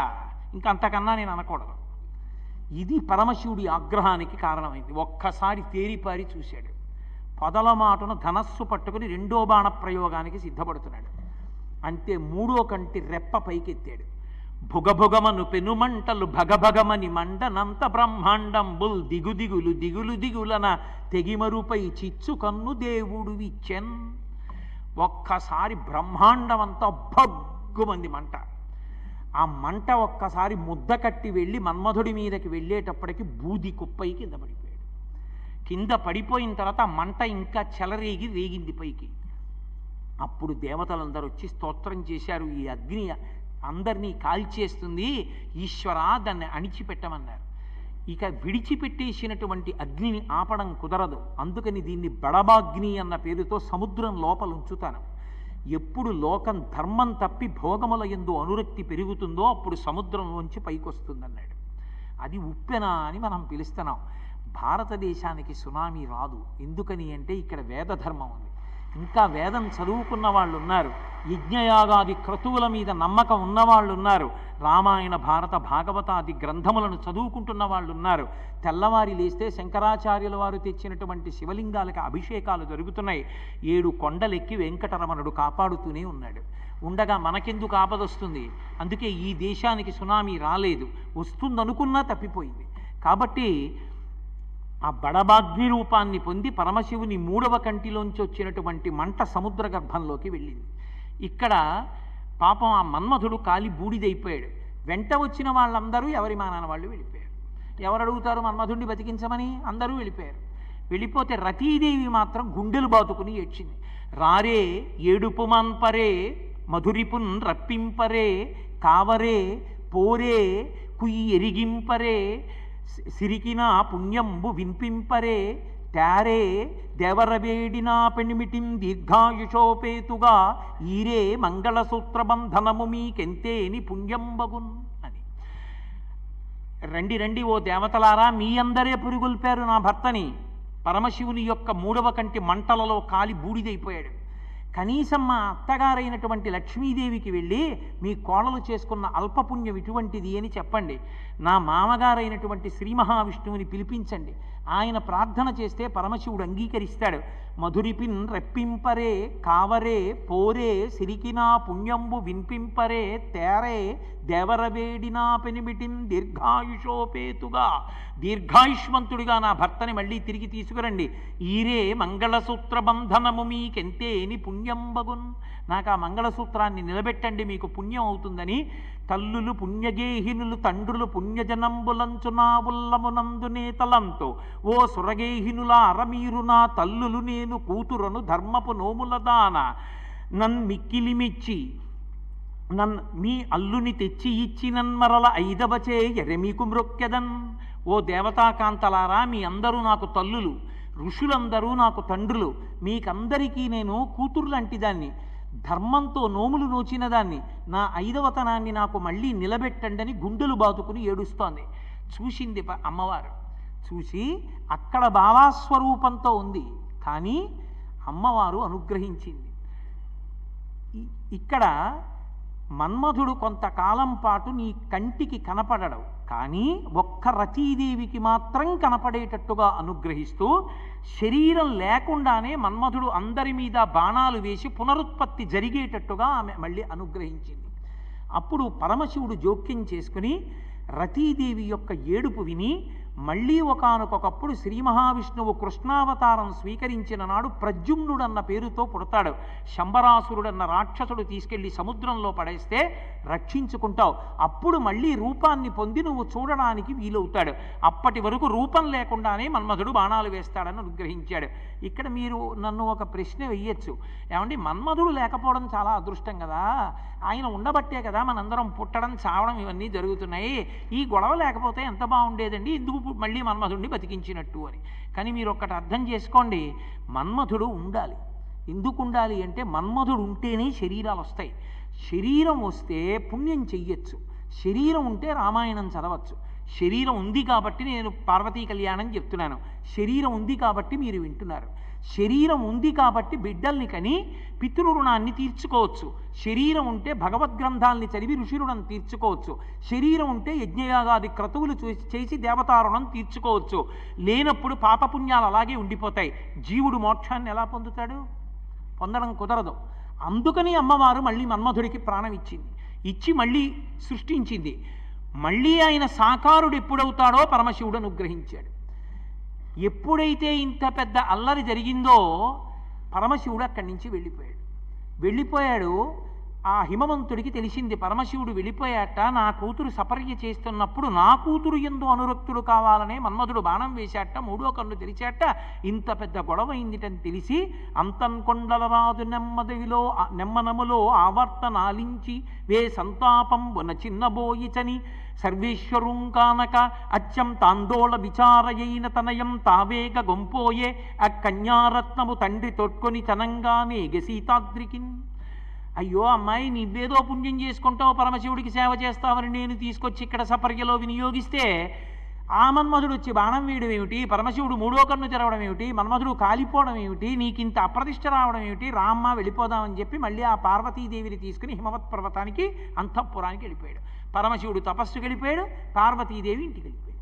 ఏడి తారకాసుర సంహారం మళ్ళీ ఆగిపోయాడు. మళ్ళీ దేవతలందరూ తలకాయలు పట్టుకున్నారు. ఎప్పటికవుతుంది పార్వతీ కళ్యాణం? పార్వతీ కళ్యాణం అవ్వాలి, సుబ్రహ్మణ్య జననం జరగాలి, అయితే కానీ తారకాసుర సంహారం లేదు. మళ్ళీ కథ మొదటికి వచ్చేసింది. ఎలా? ఇక ఈ మాట మన ప్రయత్నం, మనం తొందరపడిపోవడం, మనం బాణాలు వేసేయడం, ఇట్లాంటి తెంపరి పనులు పనికిరావు. మనసులో పార్వతీ పరమేశ్వరుల్ని స్తోత్రం చేయడమే. వాళ్ళు అనుగ్రహించి మనని కాపాడాలి తప్ప మనం మన్మధుణ్ణి పంపడం, బాణాలు వేయడం ఇటువంటి పనులు చేయకూడదని తెలుసుకున్నారు. తెలుసుకుని ఆంతరమునందు శివారాధన చేశారు. చేస్తే ఆయన వెంటనే కోయదొరసాని వేషం కట్టాడు పరమశివుడు. వేషం కట్టి మళ్ళీ హిమవంతుని యొక్క ఇంటికి వెళ్ళాడు. ఎందుకని? కార్యసాధన ఎలా జరుగుతుంది? మళ్ళీ వెళ్ళి తపస్సు కూర్చుని మీ అమ్మాయిని పంపించి సపర్య కన్నాడు అనుకోండి, హిమవంతుడు పంపిస్తాడేంటి? పంపించడం. అందుకని కార్యం సాధింపబడాలి అంటే ఎరుకల సాని నోట్లోంచి వచ్చేటటువంటి మాటని సత్యంగా భావిస్తాడు. అందుకని ఆయన ఒక ఎరుకల సాని వేషం కట్టి లోక సంరక్షణ కొరకు మనం తొందరపడిపోయి తప్పులు చేస్తాం, మన్ని రక్షించడానికి పరమేశ్వరుడు ఎంత ఇబ్బంది పడవలసి ఉంటుందో చూడండి. కాబట్టి ఆయన కాకోధరాదీశ కంకణం బులుదా చిరత్న కంకణములు చాలా తొడిగి సామజదనుజేంద్ర చర్మాంబరముదా చికమనీయ కనకాంబరమును కట్టి గంగా నిశానాధ కలిత జూటము దాచి కమనీయమగు ఒక కొప్పు కట్టి ఆయన ఆ ఒంటికంతటికి కూడా పావులు కంకణాలుగా పెట్టుకుంటాడు. ఆ పెట్టుకునే కంకణాలన్నీ తీసి పక్కన పెట్టేశాడు. కాకోధరాదీశ కంకణం బులుదాచి రత్న కంకణములు చాలా తొడిగి రత్నాలతో కూడుకున్నటువంటి కంకణాలు వేసుకున్నాడు. వేసుకుని దానితో పాటుగా ఆయన కట్టుకునేటటువంటి బట్ట ఒకటి ఉంటుంది. అది సామజదనుజేంద్ర చర్మాంబరముదాచి కమనీయ కనకాంబరమును కట్టి ఏనుగు తోలు ఆయన బట్ట కింద కట్టుకుంటాడు. అంటే పరమశివుడికి పట్టుబట్టలు ఉండవా అండి? ఆయన అలా ఏనుగు తోలే కట్టుకుంటాడా అండి అని అనుకోకండి. ఆయన ఏనుగు తోలు కట్టుకోవడం వెనక ఒక మర్మం ఉంది. కాశీపట్టణం ఆయనకి అత్యంత ప్రీతిపాత్రమైనటువంటి క్షేత్రం. గజాసురుడు అనేటటువంటి రాక్షసుడు అక్కడికి వెళ్ళి కాశీపట్టణాన్ని అంతటినీ ధ్వంసం చేసే ప్రయత్నం చేశాడు. ఆగ్రహం వచ్చి తపస్సమాధిలో ఉన్న పరమశివుడు లేచి వచ్చి వీడితో పెద్ద యుద్ధం కూడా ఏమిటని త్రిశూలంతో పొడిచి పైకెత్తి ఆయన త్రిశూలం మీద ఉండగా దాన్ని పక్కన పెట్టుకుని మళ్ళీ తపస్సమాధిలో కూర్చున్నాడు. ఈ త్రిశూలానికి గుచ్చుకుని నెత్తురోడిపోతున్నటువంటి ఆ గజాసురుడు పరమశివుణ్ణి సామవేద గానంతో ప్రీతి చెందేట్టు చేశాడు. ప్రీతి చెందిన పరమశివుడు తలెత్తి చూసి నీకేం కావాలన్నాడు.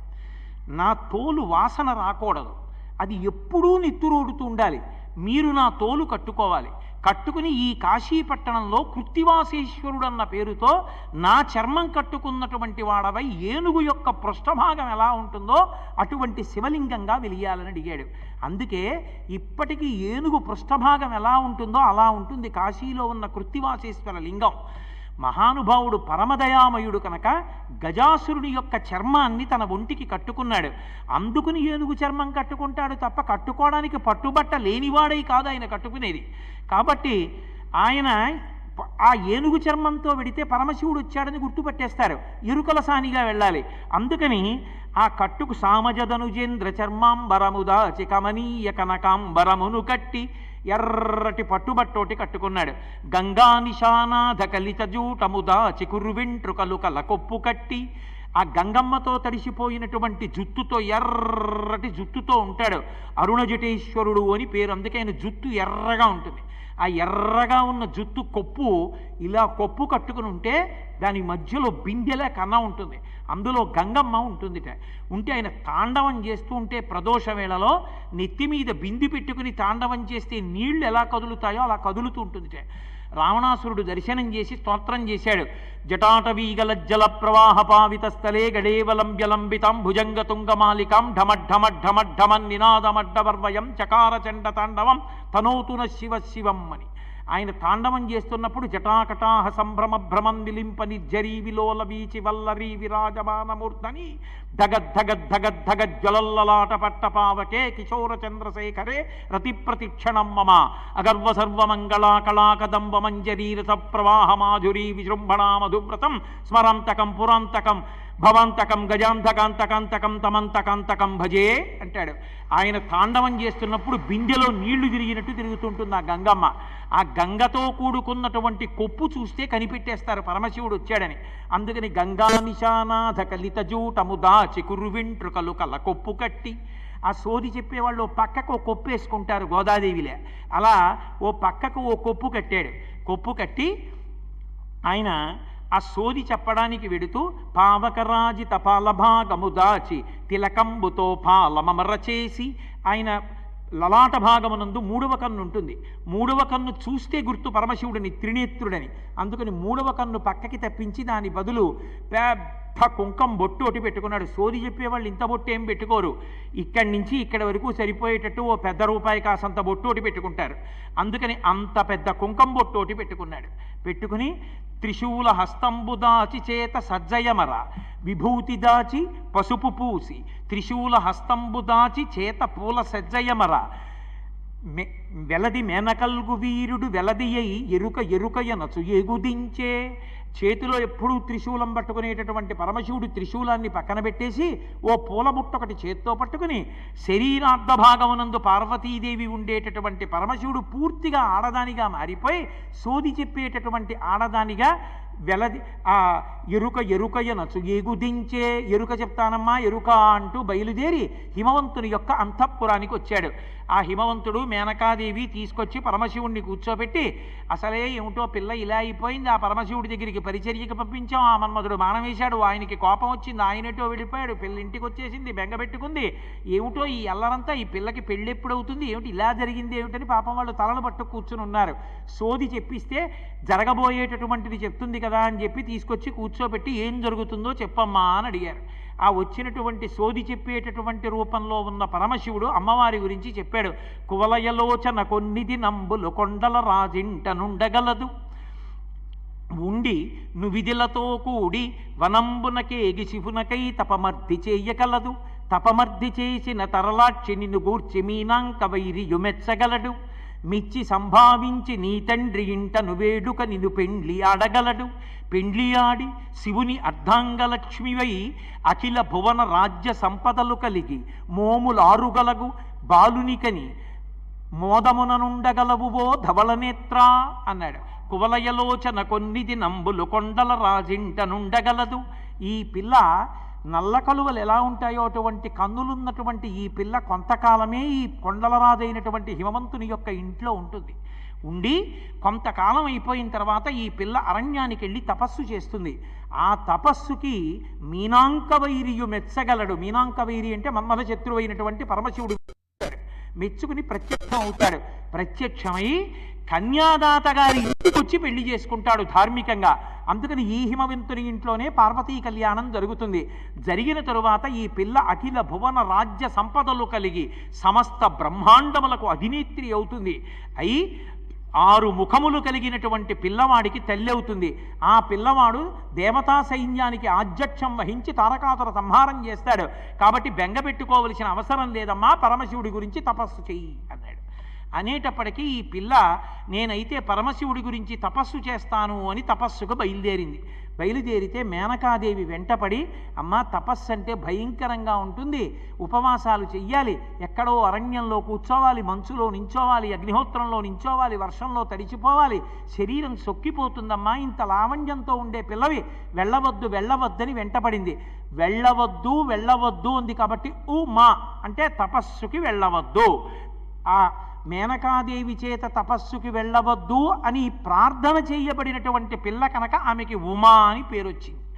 వెళ్ళి ఇది పగలని ఇదిరేయని ఇది చలి ఇది ఎండ వాన ఇది అని సతిత మనమున్న తలపక పదపడిక లంబు సలిపె పరమత పంబున్. ఇది చలి, ఇది ఎండ, ఇది పగలు, ఇది రాత్రి, ఇది వాన అని చూడకుండా చాలా కాలం ఆ తల్లి అపర్ణ అయి తపస్సు చేసింది. అపర్ణ అంటే ఆకులు కూడా తినడం మానేసింది. కొన్నాళ్ళు ఆకులే తినేది. పరమశివుడు బాహ్య సౌందర్యాలకి లొంగేవాడు కాడు, అంతఃసౌందర్యానికి లొంగుతాడు. కాబట్టి ఆ తల్లి గర్భలా అయిపోయింది సన్నగా. అంత తపస్సు చేస్తుంటే ఆమె యొక్క వైభవాన్ని, ఆమె యొక్క పాతివ్రత్యాన్ని, పరమశివుని యందు ఆమెకున్న అనురక్తిని లోకానికి చాటి చెప్పడానికి పరమశివుడే బ్రహ్మచారి రూపం వేసుకొని వచ్చాడు.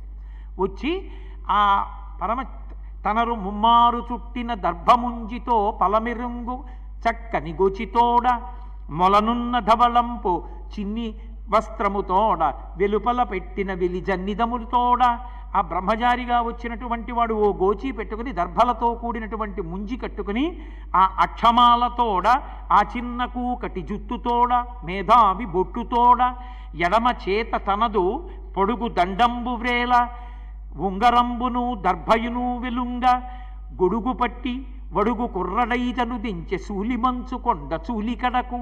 ఓ చేత్తో గొడుగు పట్టుకుని, ఓ చేత్తో పెద్ద కర్ర పట్టుకుని, కుడి చేతిలో దర్భలు పెట్టుకుని, బ్రహ్మచారి పెట్టుకోవలసినటువంటి ఆ ఉంగరాన్ని పెట్టుకుని ఆ పార్వతీదేవి దగ్గరికి బ్రహ్మచారి ఎలా ఉంటాడో అటువంటి రూపంతో దర్భల ముంజి కట్టుకున్నటువంటి వాడై ఆవిడ దగ్గరికి వచ్చాడు.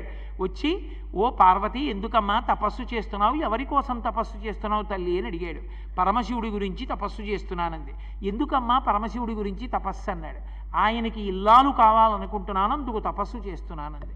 అంటే బ్రహ్మచారి రూపంలో ఉన్న శివుడు ఎవరో శివనింద చేయడం కాదు, శివుడే తన కొరకు తనని వివాహం చేసుకోవాలని తపస్సు చేస్తున్న పార్వతీదేవి దగ్గరికి వచ్చి తనని తాను నింద చేసుకున్నాడు బ్రహ్మచారి రూపంలో. అయ్యయ్యయ్యయ్యో, అతని కోసం పెద్ద తపస్సు కూడా ఏమిటమ్మా, నా మొహం ఎటువంటి వాడో తెలుసా?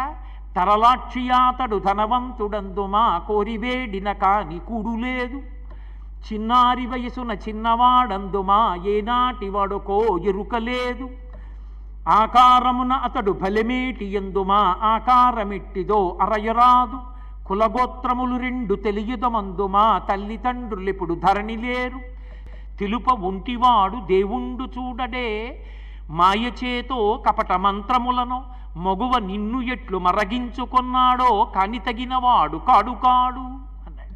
ఓ పిచ్చి పార్వతి, శివుడి గురించి తపస్సోట ఏమిటమ్మా? ఆయన గురించి తపస్సు ఏమిటమ్మా? తరలాక్షియాతడు ధనవంతుడందుమా కోరివేడిన కాని కూడు లేదు. ఆయన ఏమైనా బాగా డబ్బున్నవాడంత కోసం పోనీ ఏమైనా తపస్సు చేస్తున్నావా అంటే భవతి భిక్షాందేహి అని చెప్పి ఓ కపాలం ఒకటి చేత్తో పట్టుకుని వెళ్ళి అందరి దగ్గర భిక్షాటన చేస్తాడు. భిక్షాటన చేసేవాడితో పెళ్లి కోసం పెద్ద తపస్సు ఏమిటమ్మా అన్నాడు.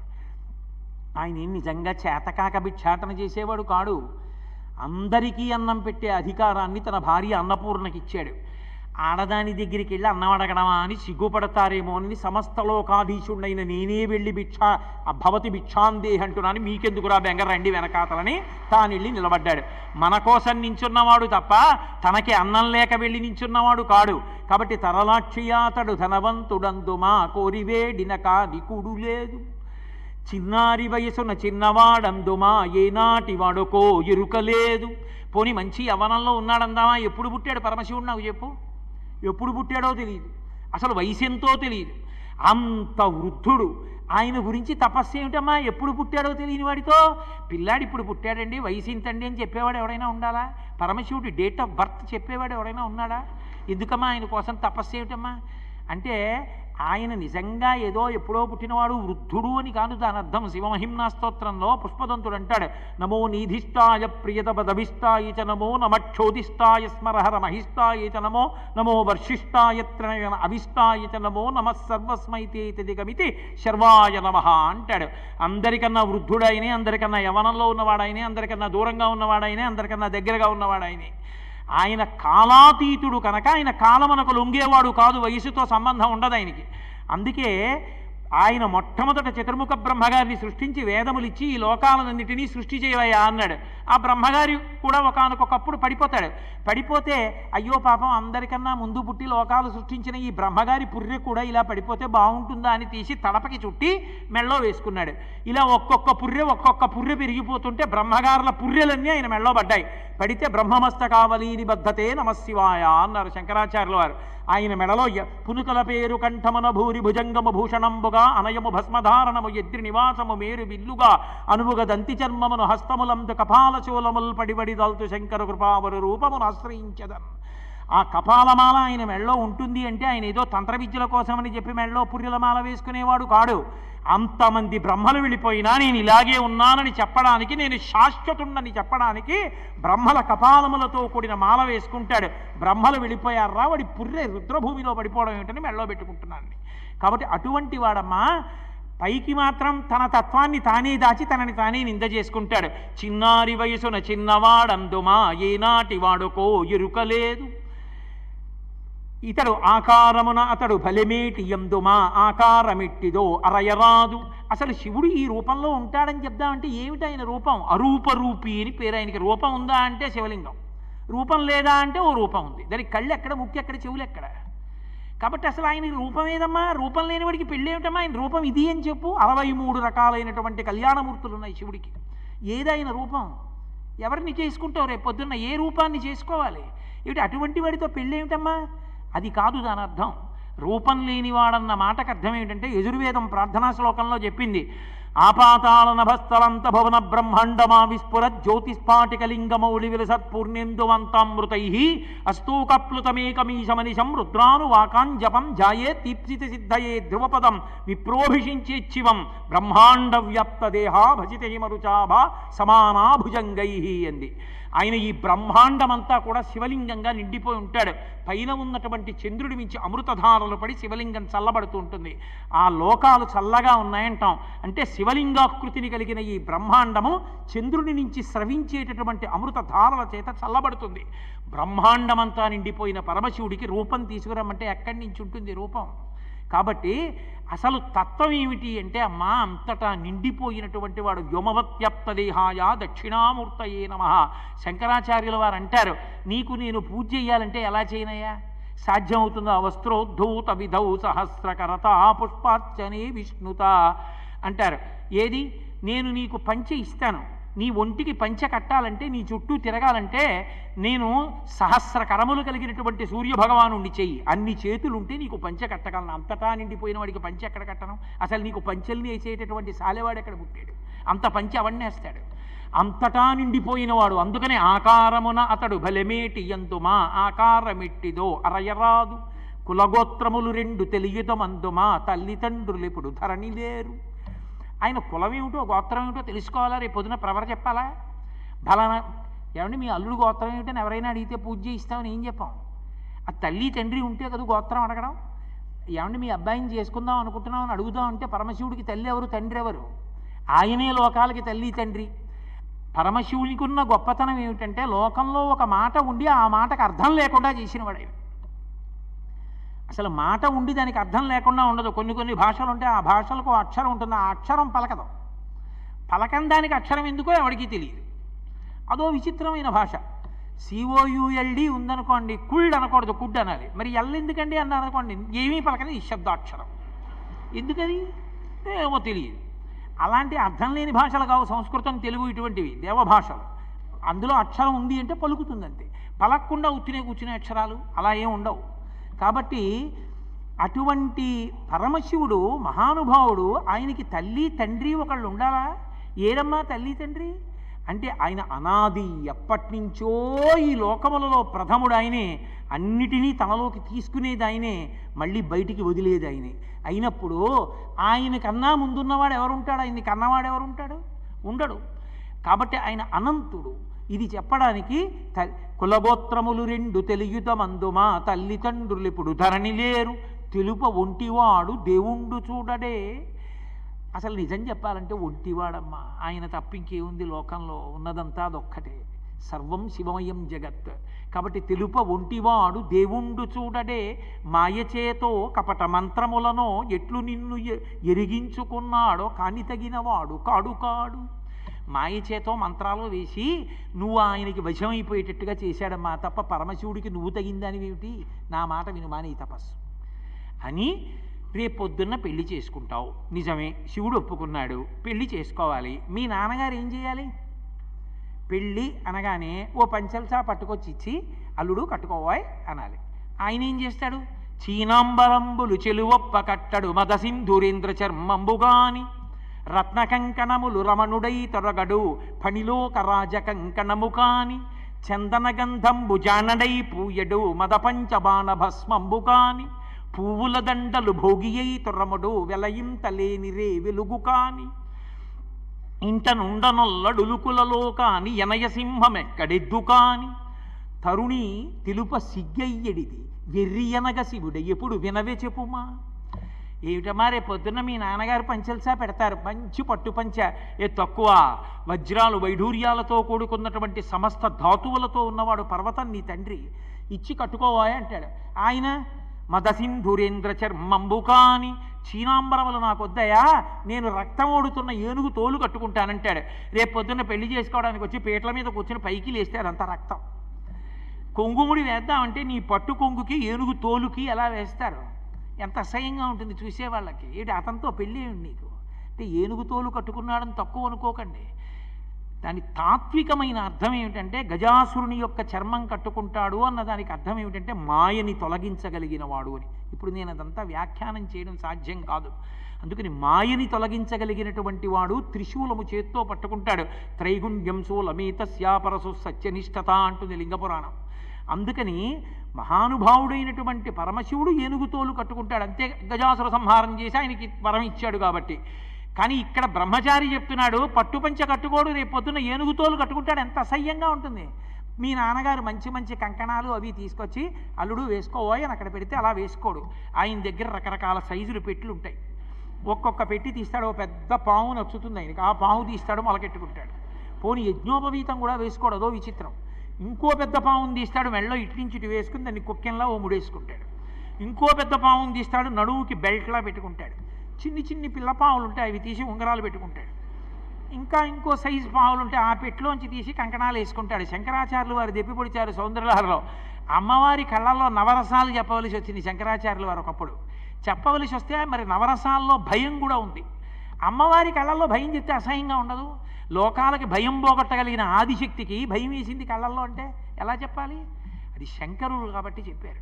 ఎలా చెప్పారంటే పార్వతీ పరమేశ్వరులు ఇద్దరూ కూర్చుంటే సరస్వతీదేవి వచ్చి వీణ మీద పరమశివుని యొక్క వైభవాన్ని కీర్తిస్తోంది.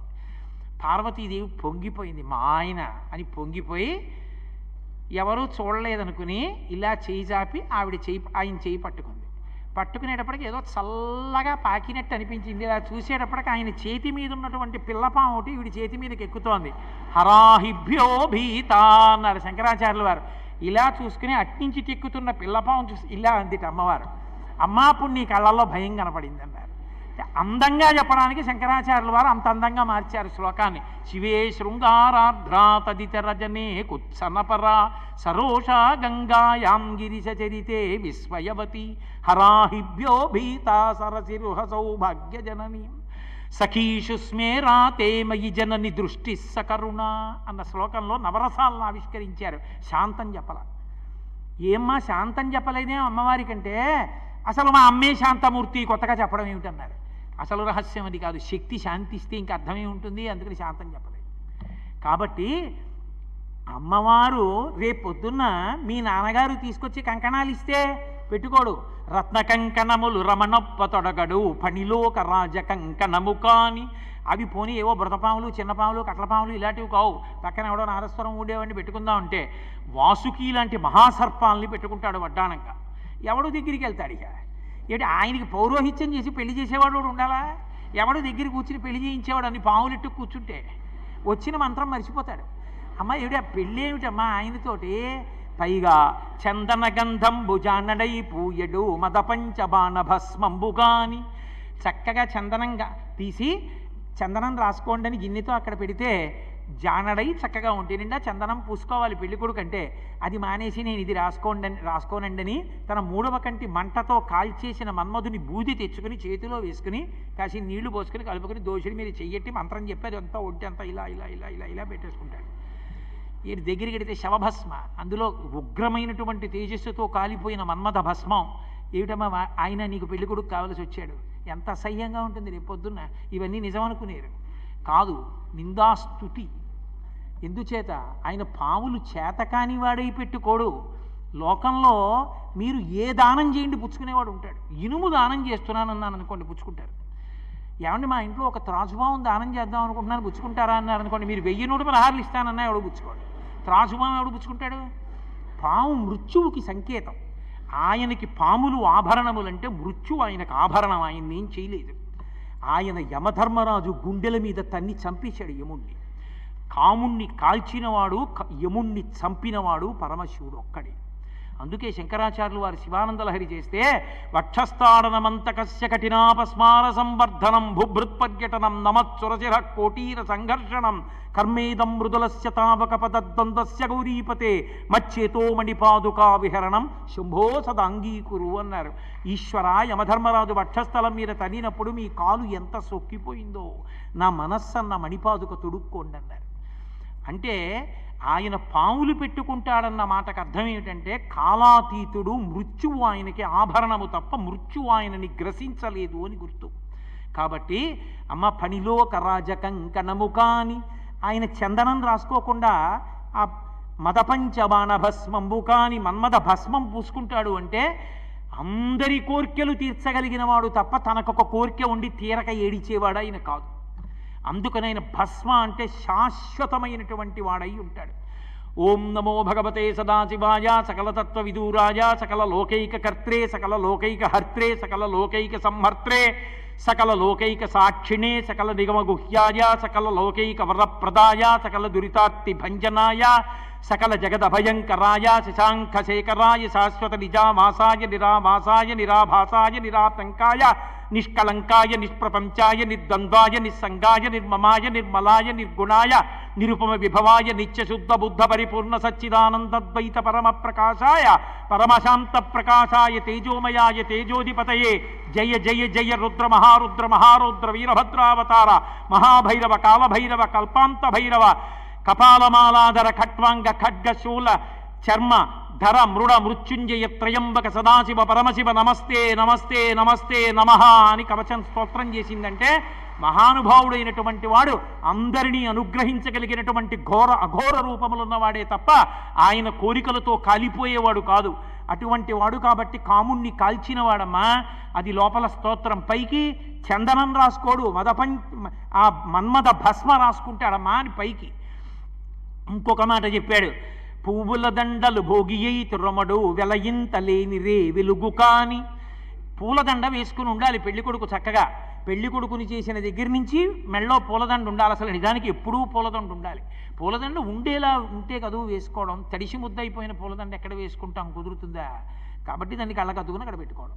కాబట్టి పూలదండ ఎప్పుడూ మెళ్ళో ఉండాలి. శ్రీరామాయణం బాలకాండలో ఓ మాట చెప్తారు, నాకుండలి నామకుటి నాస్రగ్వి నాల్పభోగవాన్ నా హస్తాభరణో నాపి విద్యతే నాప్యనాత్మవాన్. తలపాగా చుట్టుకోకుండా, మెళ్ళో పూలదండ వేసుకోకుండా, చందనం రాసుకోకుండా, సువాసన భరితంగా ఎప్పుడూ సంతోషంగా ఉండకూడదు అని. కాబట్టి ఆయన మెళ్ళో పూలదండ వేసుకోవాలి. రేపు పొద్దున్న పెళ్ళికొడుకు కంటే పూలదండ వేసుకోమంటే పూలదండ వేసుకోడు. ఏం వేసుకుంటాడో తెలుసా? 5 రూపాయలు పెట్టి కొనుక్కోవడానికి సాధ్యంగాని రాత్రిపూట వెలుగుంటుంది చంద్రబింబం. ఆ తదీనాటి చంద్రరేఖ తెచ్చి కొప్పులో ఇక్కడ పెట్టుకుంటాడు. చంద్రరేఖ ఇక్కడ ఉంటుంది, పెద్ద కొప్పు పెట్టుకుంటాడు. కాబట్టి కిరీటం పెట్టుకోడు. ఏం బాగుంటుందమ్మా? చక్కగా ఏదో దువ్వుకుని సంపంగి నూనె రాసుకుని ఏదో కిరీటం పెట్టుకుని చక్కగా పెళ్ళికి కూర్చుంటే పెళ్లి కొడుకు చూడముచ్చటగా ఉంటాడు. లేదా చక్కగా నొక్కులు జుత్తుతో ఉండాలి.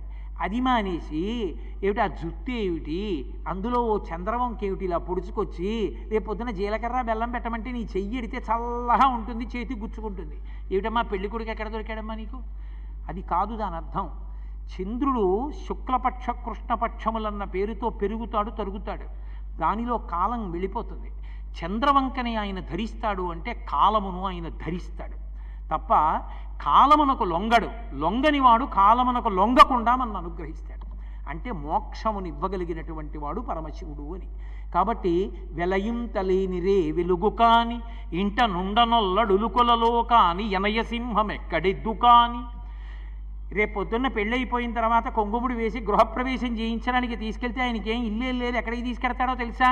ఆయన శ్మశానంలో ఉంటాడు. గృహప్రవేశం చేయమంటే శ్మశానానికి తీసుకెళ్తాడు. నువ్వు రేపొద్దున్న ఆయనతో శ్మశానంలో కాపురం చేయాలి. ఏమిటమ్మా ఆయనతో పెళ్ళి ఏమిటమ్మా?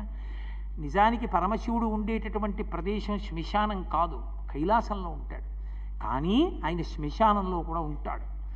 ఎందుకుంటావని అడిగింది పార్వతీదేవి. మహాభారతం అనుశాసనిక పర్వంలో అడిగింది. ఇంతటి మహానుభావుడవే, ఇంత పూజలు అందుకుంటావే, ఏమయ్యా నీ కర్మ శ్మశానంలో ఎందుకుంటావని అడిగింది.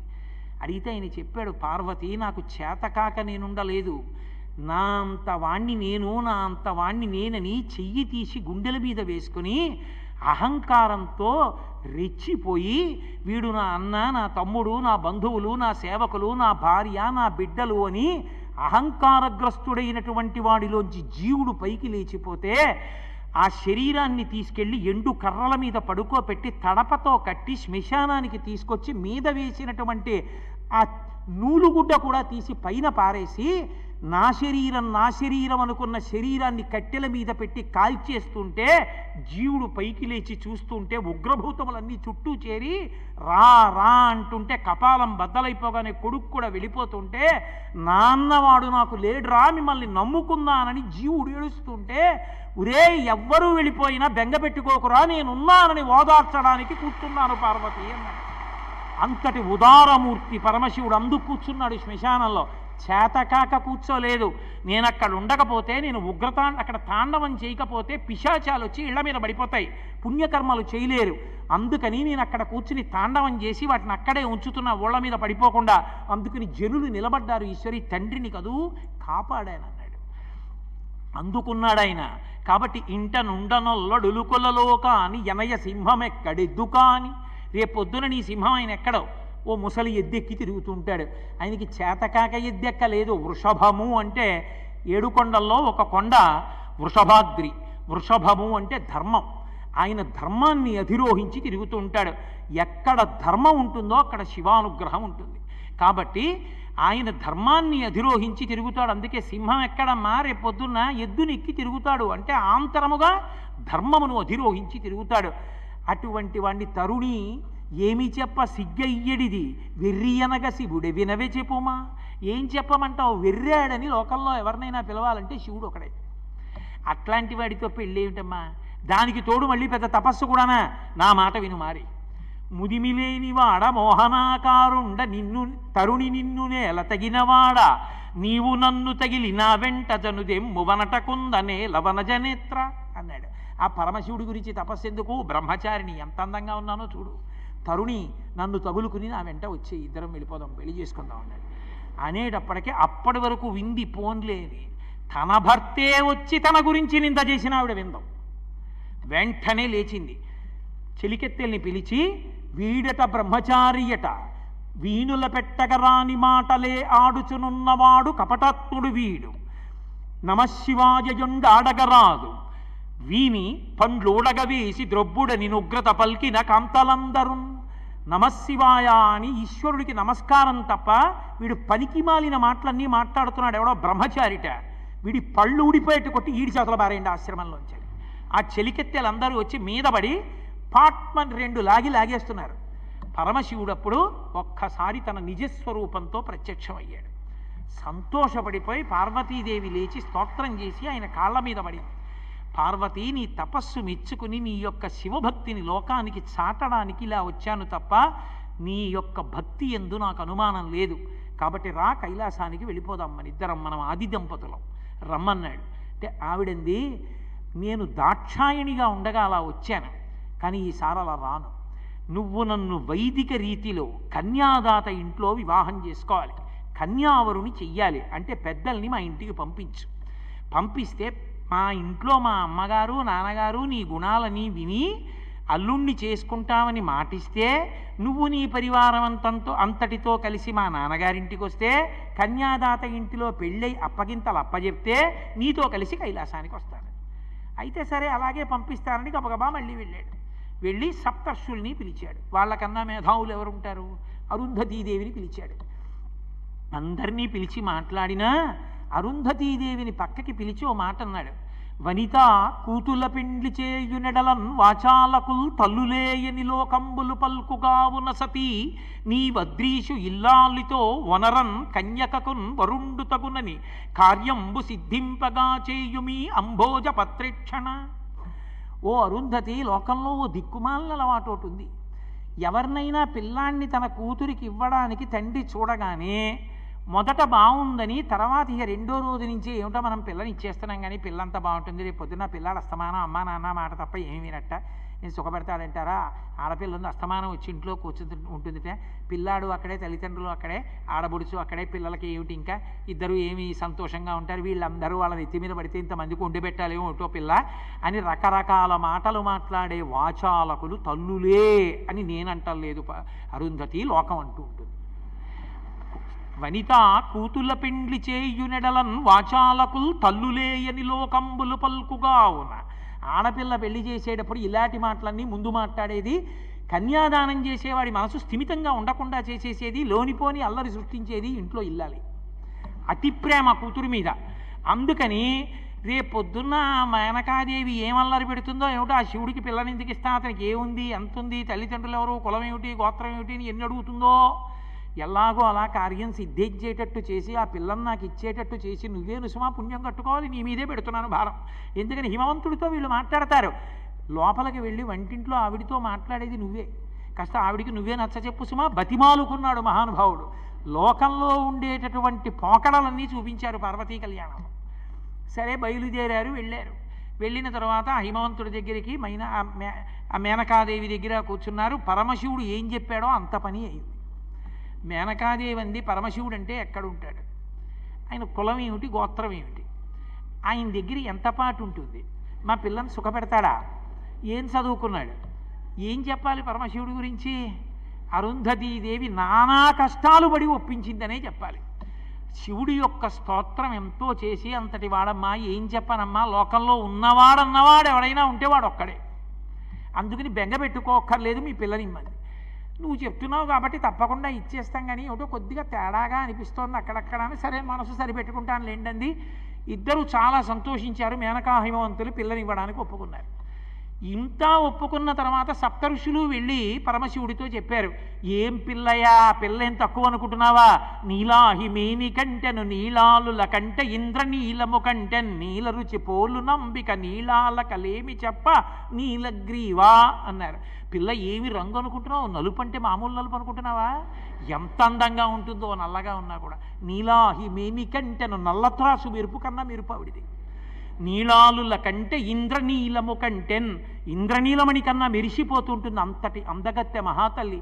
అటువంటి పిల్లని పెళ్లి చేసుకుంటున్నావు, ధన్యుడవయ్యా శివ, నీకన్నా పిల్ల అందగత్తె అనుకో అన్నారు. అని ఓ చమత్కారమైనటువంటి పద్యం చెప్పారు. వాళ్ళన్నారు, బాలేంద్రుడు చంద్రానన పాలముతో సాటి ఎనుచు పలుకుదురు కవుల్. బాలేంద్రుడు చంద్రానన పాలముతో సాటి ఎనుచు పలుకుదురు కవుల్. నిజానికి ఈ బాలేంద్రుడు అంటే తదియనాడు ఉండేటటువంటి చంద్రరేఖ. ఆ చంద్రరేఖని దేనితో పోలుస్తారు అంటే పార్వతీదేవి యొక్క లలాటంతో పోలుస్తారు. ఆ చంద్రుడికి ఉండేటటువంటి కాంతి ఆ పార్వతీదేవి యొక్క పాల రుచులతో అంటే నుదుటి కాంతితో పోలుస్తారు. కానీ బాలిక పాల రుచులపై బాలేందుండెంతవాడు బాలేందుధరా అన్నారు. అసలు నిజానికి ఆ బాలిక యొక్క పార్వతీదేవి యొక్క పాలభాగానికి ఉండే కాంతితో పోలిస్తే ఆ బాలచంద్రుడి యొక్క కాంతి ఏపాటిది, ఎందుకో పనికిరాడు. ఏదో పోల్చాలి కాబట్టి బాలచంద్రుడితో పోల్చాడు. కానీ అప్రాకృతమైనటువంటి శరీరం, కోటి మన్మధులు నడిచొస్తున్నట్లుగా ఉన్నాడు. గంగా యమున రెండు వైపులా నిలబడి ఆయనకి వింజామర వీస్తున్నారు. సూర్యభగవానుడు ఆయనకి చిత్రితమూర్ధ్ని, ఆయనకి పైన గొడుగు పట్టుకున్నాడు. చంద్రదండ విరాజితం, ఆయన పక్కన దండం పట్టుకుని చంద్రుడు నడుస్తున్నాడు. గంగా చ యమునా చైవా విధర్తుస్మనుచామరే, గంగా యమున నదులు రెండు పక్కన నిలబడి చామరం వేస్తున్నాయి. వేస్తూ ఉండగా సకల భూషణ శోభితుడై పట్టు వస్త్రాన్ని కట్టుకొని కోటి మన్మధుల పగిది నడిచొచ్చాడు. చూసి తెల్లబోయింది. మరి ఇందాక అలా ఎందుకు కనపడ్డా? మా కర్మ, ఏదో కర్మ, అవి వదిలి ఇక మర్చిపో. ఇలాగే ఉంటాడు, అలా ఉండడు ఇప్పుడు. ఎందుకో అలా ఉన్నాడు, ఏదో ఒక కారణం ఉంది, నీకు తర్వాత తెలుస్తుంది. ఇలా ఉంటాడు. సరే అయితే కళ్యాణ్ ఒప్పుకుంటున్నాను వివాహానికి. తీసుకొచ్చారు, పెళ్ళికి కూర్చోబెట్టారు. ప్రవర చెప్పాలి కదా, ప్రవర చెప్పవలసి వచ్చింది. బ్రహ్మగారే పౌరోహిత్యంలో ఉన్నాడు, ఆయనకి తెలీదా? హిమవంతుడిని అడిగాడు, అమ్మా మీ ప్రవర చెప్తాం కానీ, మీ ప్రవర అంటే హిమవంతుడు చెప్తాడు, చెప్పేస్తాం, కానీ మరి పెళ్లి కొడుకు ప్రవర చెప్పాలి కదా, ఒక్కసారి తండ్రి తాత ముత్తాత పేర్లు ఏమిటో చెప్పండి అన్నాడు. అంటే ఏమో ఎవరికి తెలుసు, ఆయన తల్లి ఎవరో తండ్రి ఎవరో నాకు తెలియదు అన్నాడు హిమవంతుడు. మరి అలా సంబంధం ఎలా కుదుర్చుకున్నావు అంటే, ఎవరిని అడగ, బ్రహ్మగారిని, పురోహితుడు కాబట్టి బ్రహ్మగారిని అడిగారు, విష్ణువుని అడిగారు, దిక్పాలకులు ఏమో మాకన్నా ముందు ఆయనే పుట్టాడు, మాకు తెలియదు అన్నాడు. ఆఖరికి ఈ పెళ్లి సంబంధం కుదర్చడంలో ప్రధాన పాత్ర పోషించిన వాళ్ళు నారదుడు, అరుంధతిని అడిగారు, ఏమో నాకు ఆ విషయం తెలియదు సుమా అందావిడ. నారదుడిని అడగడానికి వెళ్ళారు. ఆయనేమో మహతి వీణ వాయించుకుంటూ కూర్చున్నాడు. అంతలో విపరీతమైన కోపం వచ్చి ఆ హిమవంతుడు వెళ్ళి వీణ పట్టుకున్నాడు. ఓ పక్క ప్రవర తెలియక మేము చచ్చిపోతుంటే ఈ వీణ కచేరీ ఏమిటి, అసలు పరమశివుడి ప్రవర ఏమిటో చెప్పన్నాడు. పరమశివుడికి ప్రవర ఏమిటి? ఆయన నాదస్వరూపుడు, ఆయనే ఆదిమధ్యాంతరహితుడు, ఆయనకి తుది మొదలు ఉండవు, ఆయనకి ప్రవర ఏమిటి? అందుకే నేను నాదస్వరూపుడైన పరమశివుడి ప్రీతి కొరకు వీణానాదం చేస్తున్నానన్నాడు. అప్పుడు చతుర్ముఖ బ్రహ్మగారు ఏదో ప్రవర చెప్పాలి కదూ. ఎవరో వెనకటికి పాలేరుగా ఉండడానికి వచ్చేట. వస్తే ఇంటి యజమాని చాలా సంతోషించి, చాలా బాగా పనిచేస్తున్నామని 3 రోజులు పని చేయించుకుని, నీ పేరే బాగులేదు పెరుమాళ్, నేన కోపం వస్తే నిన్ను తిట్టాలంటే పెరుమాళ్ళు అని పిలిచి ఏం తిడతాను? పెరుమాళ్ళు అంటే భగవంతుడు, అందుకని మీ ఊరు వెళ్ళి పేరు మార్చుకురాను, 10 రూపాయలు ఇచ్చాడు. ఇస్తే ఆయన ఊరు వెళ్ళి మళ్ళీ తిరిగి వచ్చాడు. మార్చుకున్నావా పేరు అన్నాడు. మార్చుకున్నాను అన్నాడు. ఏమిటి నీ పేరు ఇప్పుడు అన్నాడు. పెద్ద పెరుమాళ్. పెరుమాళ్ కాదు పెద్ద పెరుమాళ్. ఏమిటి తేడా? పరమశివుడి కళ్యాణానికి ప్రవర చెప్పాలంటే ఏం చెప్పాలి? అందుకే నిర్గుణ, నిరంజన, నిరాఖ్యాత, నిరామయ, నిర్వికల్ప పంచారుషేయ ప్రవరాన్విత పరమశివ గోత్రస్య అన్నాడు. అంతకన్నా గోత్రం ఆయనకి ఏం చెప్తారు? అందుకని పరమశివ గోత్రస్య విశ్వనాథ శర్మణో నప్త్రే, విశ్వనాథుడనబడేటటువంటి శర్మగారి యొక్క మునిమనవడు. విశ్వేశ్వర శర్మణ పౌత్రాయ, విశ్వేశ్వర శర్మగారి పౌత్రుడు ఎవరు? విశ్వనాథుడు ఎవరు? విశ్వేశ్వరుడు ఎవరు? విశ్వేశ్వర శర్మణ పౌత్రాయ, సుందర శివశర్మణ పుత్రాయ, అఖిలాండకోటి బ్రహ్మాండ నాయకాయ, తత్వాతీతాయ, కైలాసపర నివాసాయ, విశ్వేశ్వర శర్మణే వరాయ అని అక్కడికి ప్రవర పూర్తి చేశారు. అమ్మవారి ప్రవర చెప్పాలి.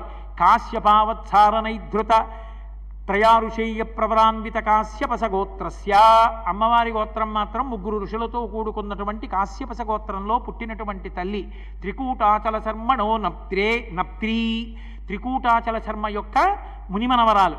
కోలాహల శర్మణ పౌత్రీం, కోలాహలమనబడేటటువంటి పర్వతం యొక్క ఆ మనవరాలు. హిమాచల శర్మణ పుత్రీం, అఖిలాండకోటి బ్రహ్మాండ నాయకీం, తత్వమర్థస్వరూపిణీం, మహాలక్ష్మీ స్వరూపిణీం పార్వతీదేవీ నామ్నీం కన్యాం అని ప్రవర చెప్పారు. చెప్పి పార్వతీ పరమేశ్వరులిద్దరికీ కూడా కళ్యాణం పూర్తి చేశారు. పార్వతీ పరమేశ్వర కళ్యాణం పూర్తయిపోయింది, కన్యాదానం చేశారు. కానీ హిమవంతుడికి మేనకాదేవికి మనసులో మాత్రం ఒక చిన్న భయం ఉండిపోయింది. మరి మనకు అలా ఎందుకు కనపడ్డాడు? అది తప్పని నారదుడు అంటలేదు, నిజమే అలా కనపడ్డాడు అంటున్నాడు. అలా మళ్ళీ కనపడితే అన్న బెంగ కడుపులో ఉండిపోయింది కాబట్టి త్రికరణ శుద్ధి లేని కన్యాదానం చేశారు కాబట్టి హిమవత్ పర్వతం ఉండిపోయింది. హిమవత్ పర్వతాన్ని దేవతల కోరిక మేర ఉంచడం కోసమని తన పెళ్లికి తానే అన్ని మాటలు పడి కళ్యాణం చేసుకున్న మహానుభావుడు ఉదారుడు పరమశివుడు. పార్వతీదేవికి ఇచ్చిన మాట నిలబెట్టుకోవడానికి కన్యాదాత గారి ఇంటికి వెళ్ళి కన్యని అపేక్షించి ప్రవరతో వివాహం చేసుకుని అందరినీ తృప్తిపరిచాడు. ఓ పక్క ఇంత అల్లరి పూర్తయింది అనుకునేటప్పటికీ శ్రీ మహావిష్ణువు గబగబా వచ్చారు. వచ్చి మహానుభావ శంకర, ఒక పెద్ద ఉపద్రవం వచ్చేసిందన్నారు. ఏమొచ్చింది అన్నాడు. ఓ శంకర, సంపూజ్య బృందారక కామధ్వంసక, మీ వివాహమంచూడ లోకములన్నియున్ సంప్రీతిన్ వచ్చి చేరగను. మహావ్రీగై భరంభోర్వక ఈ ధరణీ చక్రము కృంగే సమతం పొందించి రక్షింపవే. ఆడపిల్లివారు పర్వతాల్ని, నదుల్ని, సముద్రాల్ని, పిల్లయేర్లని, ఆఖరికి పర్వతాల్లో ఉండేటటువంటి మృగాల్ని, జింకల్ని అన్నిటినీ పిలిచేశారు. వాళ్ళందరూ వచ్చేశారు. ఇటుపక్క నుంచి మీ వైపు నుంచి ఊర్ధ్వలోకాల్లో ఉన్న వాళ్ళందరూ వచ్చేశారు. అందరూ వచ్చి హిమాలయ పర్వతాల మీద పెళ్లి కూర్చోవడంతో భూచక్రం కూగిపోయింది. ఒక పక్క బరువు ఎక్కువైపోయింది. కాబట్టి ఇప్పుడు సమతం పొందించి రక్షింపవే, మళ్ళీ భూచక్రం నిలబడేటట్టుగా చేయమని అడిగారు. వెంటనే పరమశివుడు పెళ్లిపీటల మీద కూర్చున్నవాడే చుట్టూ చూశాడు. మహానుభావుడు ఎవడరా నిలబెట్టగలిగిన వాడని. పొట్టిగా ఉంటాడు, కానీ ఆచమనం చేస్తే సముద్రాన్ని ఆచమనం చేసేస్తాడు. బ్రహ్మవైవర్త పురాణంలో చెప్తారు, రాక్షసులందరూ పాతాళలోకంలోంచి సముద్రంలో ఉన్న ద్వారంలోంచి పైకొచ్చేవారు రాత్రిళ్ళు. అలా పైకొస్తున్నారని దేవతలు ప్రార్థించారు అగస్త్యుడి దగ్గరికి వెళ్ళి, అయ్యా ఈ సముద్రంలో నీళ్ళన్నీ మీరు ఆచమనం చేసేసేయండి, చేసేస్తే మేము రాక్షసుల్ని చంపేస్తామన్నారు. ఆయన ఆచమనం అంటే 3 మాటలు చేయాలి. ఓం కేశవాయ స్వాహ, ఓం నారాయణాయ స్వాహ, ఓం మాధవాయ స్వాహ అని 3 మాటలు ఆచమనం చేయవలసింది. అగస్త్య మహర్షి సముద్రం దగ్గరికి వెళ్ళి ఓం కేశవాయ స్వాహ అని అడిగే, నీళ్ళు నా కమణంలో ఉచ్చుకుంటానులే వెళ్ళండి అన్నాడు. వెళ్ళారు. ఆ సముద్రంలోంచి పాతాళంలోంచి పైకొచ్చే ద్వారంలోంచి వస్తున్న రాక్షసులందరినీ సంహారం చేసేశారు. కానీ భూమికి సమతౌల్యం ఉండాలంటే నీళ్లు ఉండాలి. అగస్త్యుడి దగ్గరికి వెళ్ళి అడిగారు, అయ్యా నీళ్లు వదిలేయండి అన్నారు. మీరు ఈ మాట ముందు చెప్పలేదు, ఆచమనం చేయమన్నారు, చేసేశారు. ఇప్పుడు లేవు నీళ్లు, జీర్ణం అయిపోయాయి అన్నాడు. అయిపోయి సముద్రం జీర్ణం అయిపోవడం ఏమిటండి, ఇప్పుడు ఎలా మరి నీళ్లు లేకపోతే అన్నారు. ఉన్న నీళ్లు వదిలేస్తానన్నాడు. కాబట్టి ఉన్న నీళ్లు వదిలేయడం అంటే జీర్ణం అవగా మిగిలిన నీళ్లు ఉన్నాయి, మూత్రావయవంలో చదులుతాను ఉప్పగా అయిపోయాయి మరి అన్నాడు. వదిలేయమన్నారు. అగస్త్యుడి మూత్రావయవంలోంచి వచ్చింది కాబట్టి సముద్రపు నీరు ఉప్పగా ఉంటుంది. అందుకే పర్వదినంలోనే స్నానం తప్ప సామాన్య దినాల్లో స్నానం లేదు. నది దగ్గరికి వెడితే సంకల్ప స్నానం, సముద్రం దగ్గరికి వెడితే మహాసంకల్ప స్నానం. రామేశ్వరం వెళ్ళారనుకోండి, సంకల్పం చెప్పి స్నానం చేయకూడదు, మహాసంకల్పం చెప్పి స్నానం చేయాలి. ఎక్కడ సముద్ర స్నానం చేసినా అంతే. ఎక్కడ పర్వదినంలో సముద్ర స్నానం చేసినా మహాసంకల్పం చెప్పి చెయ్యాలి, లేకపోతే ఫలితం ఉండదు. అగస్త్యుడంటే అంతటి మహానుభావుడు. ఆ కాశీఖండంలో ఆ అగస్త్యుడి ఆశ్రమము, ఆయన యొక్క తపశ్శక్తి గురించి వర్ణిస్తారు. ఆయన్ని పిలిచి పరమశివుడు, నువ్వు ఒక్కడి వెళ్ళిపోతే చాలు దక్షిణ దేశానికి, ఉత్తర దిక్కు నిలబడుతుంది కాబట్టి వెళ్ళిపోమన్నాడు. అయ్యో కాశీపట్టణం ఉంది, ఉత్తర దిక్కున వదిలి వెళ్ళలేనన్నాడు. నీకేం పర్వాలేదు, మళ్ళీ దక్షారామంలో నీకు నేను దక్షిణ కాశీగా దర్శనమిస్తాను, వెళ్ళమన్నాడు. అప్పుడు అగస్త్యుడు వింధ్య పర్వతాన్ని దాటి దక్షిణ దిక్కుకి రావడం వల్ల భూచక్రం నిలబడింది. పార్వతీ పరమేశ్వర కళ్యాణం పూర్తయింది. పరమ సంతోషంతో అమ్మవారిని తీసుకుని మళ్ళీ పరమశివుడు కైలాస పర్వతం మీదకి చేరాడు. షణ్ముఖోత్పత్తి జరిగింది. సుబ్రహ్మణ్య స్వామి వారు పుట్టిన తరువాత దేవసేనకంతటికి ఆధ్యక్షంలో కూర్చోబెట్టారు. వెంటనే ఆయన బాణం తీసి శక్తి బాణాన్ని తారకాసురుడి మీదకి ప్రయోగించాడు. తారకాసుర సంహారం అయిపోయింది. దేవతలందరూ సంతోషించారు. పార్వతీ పరమేశ్వరుడు ఇద్దరూ జగత్తుకంతటికి తల్లిదండ్రులై సింహాసనం మీద కూర్చునుండగా లోకాలన్నీ ఏ భయం లేకుండా తల్లిదండ్రుల యొక్క ఛత్రఛాయలలో పరమ సంతోషంగా ఆనందంగా ఉన్నాయనేటటువంటి మంగళకర వాక్కుతో ఈ 3 రోజుల కళ్యాణ శోభాని ఏర్పాటు చేసిన ప్రసంగాల పరంపరలో 3వ రోజు పార్వతీ కళ్యాణ ఘట్టాన్ని ఇక్కడతో పూర్తి చేస్తూ మంగళాశాసన పరై మదాచార్య పురోగమై సర్వైశ్చ పూర్వైరాచార్యై సత్కృతాయాస్తు మంగళం. మంగళం కోసలేంద్రాయ మహనీయ గుణాత్మనే చక్రవర్తి తనూజాయ సర్వభౌమాయ మంగళం. ఉమాకాంతాయ కాంతాయ కామితార్థప్రదాయినే శ్రీగిరీశాయ దేవాయ మలినాథాయ మంగళం. సర్వం శ్రీ ఉమామహేశ్వర పరబ్రహ్మార్పణమస్తు. స్వస్తి.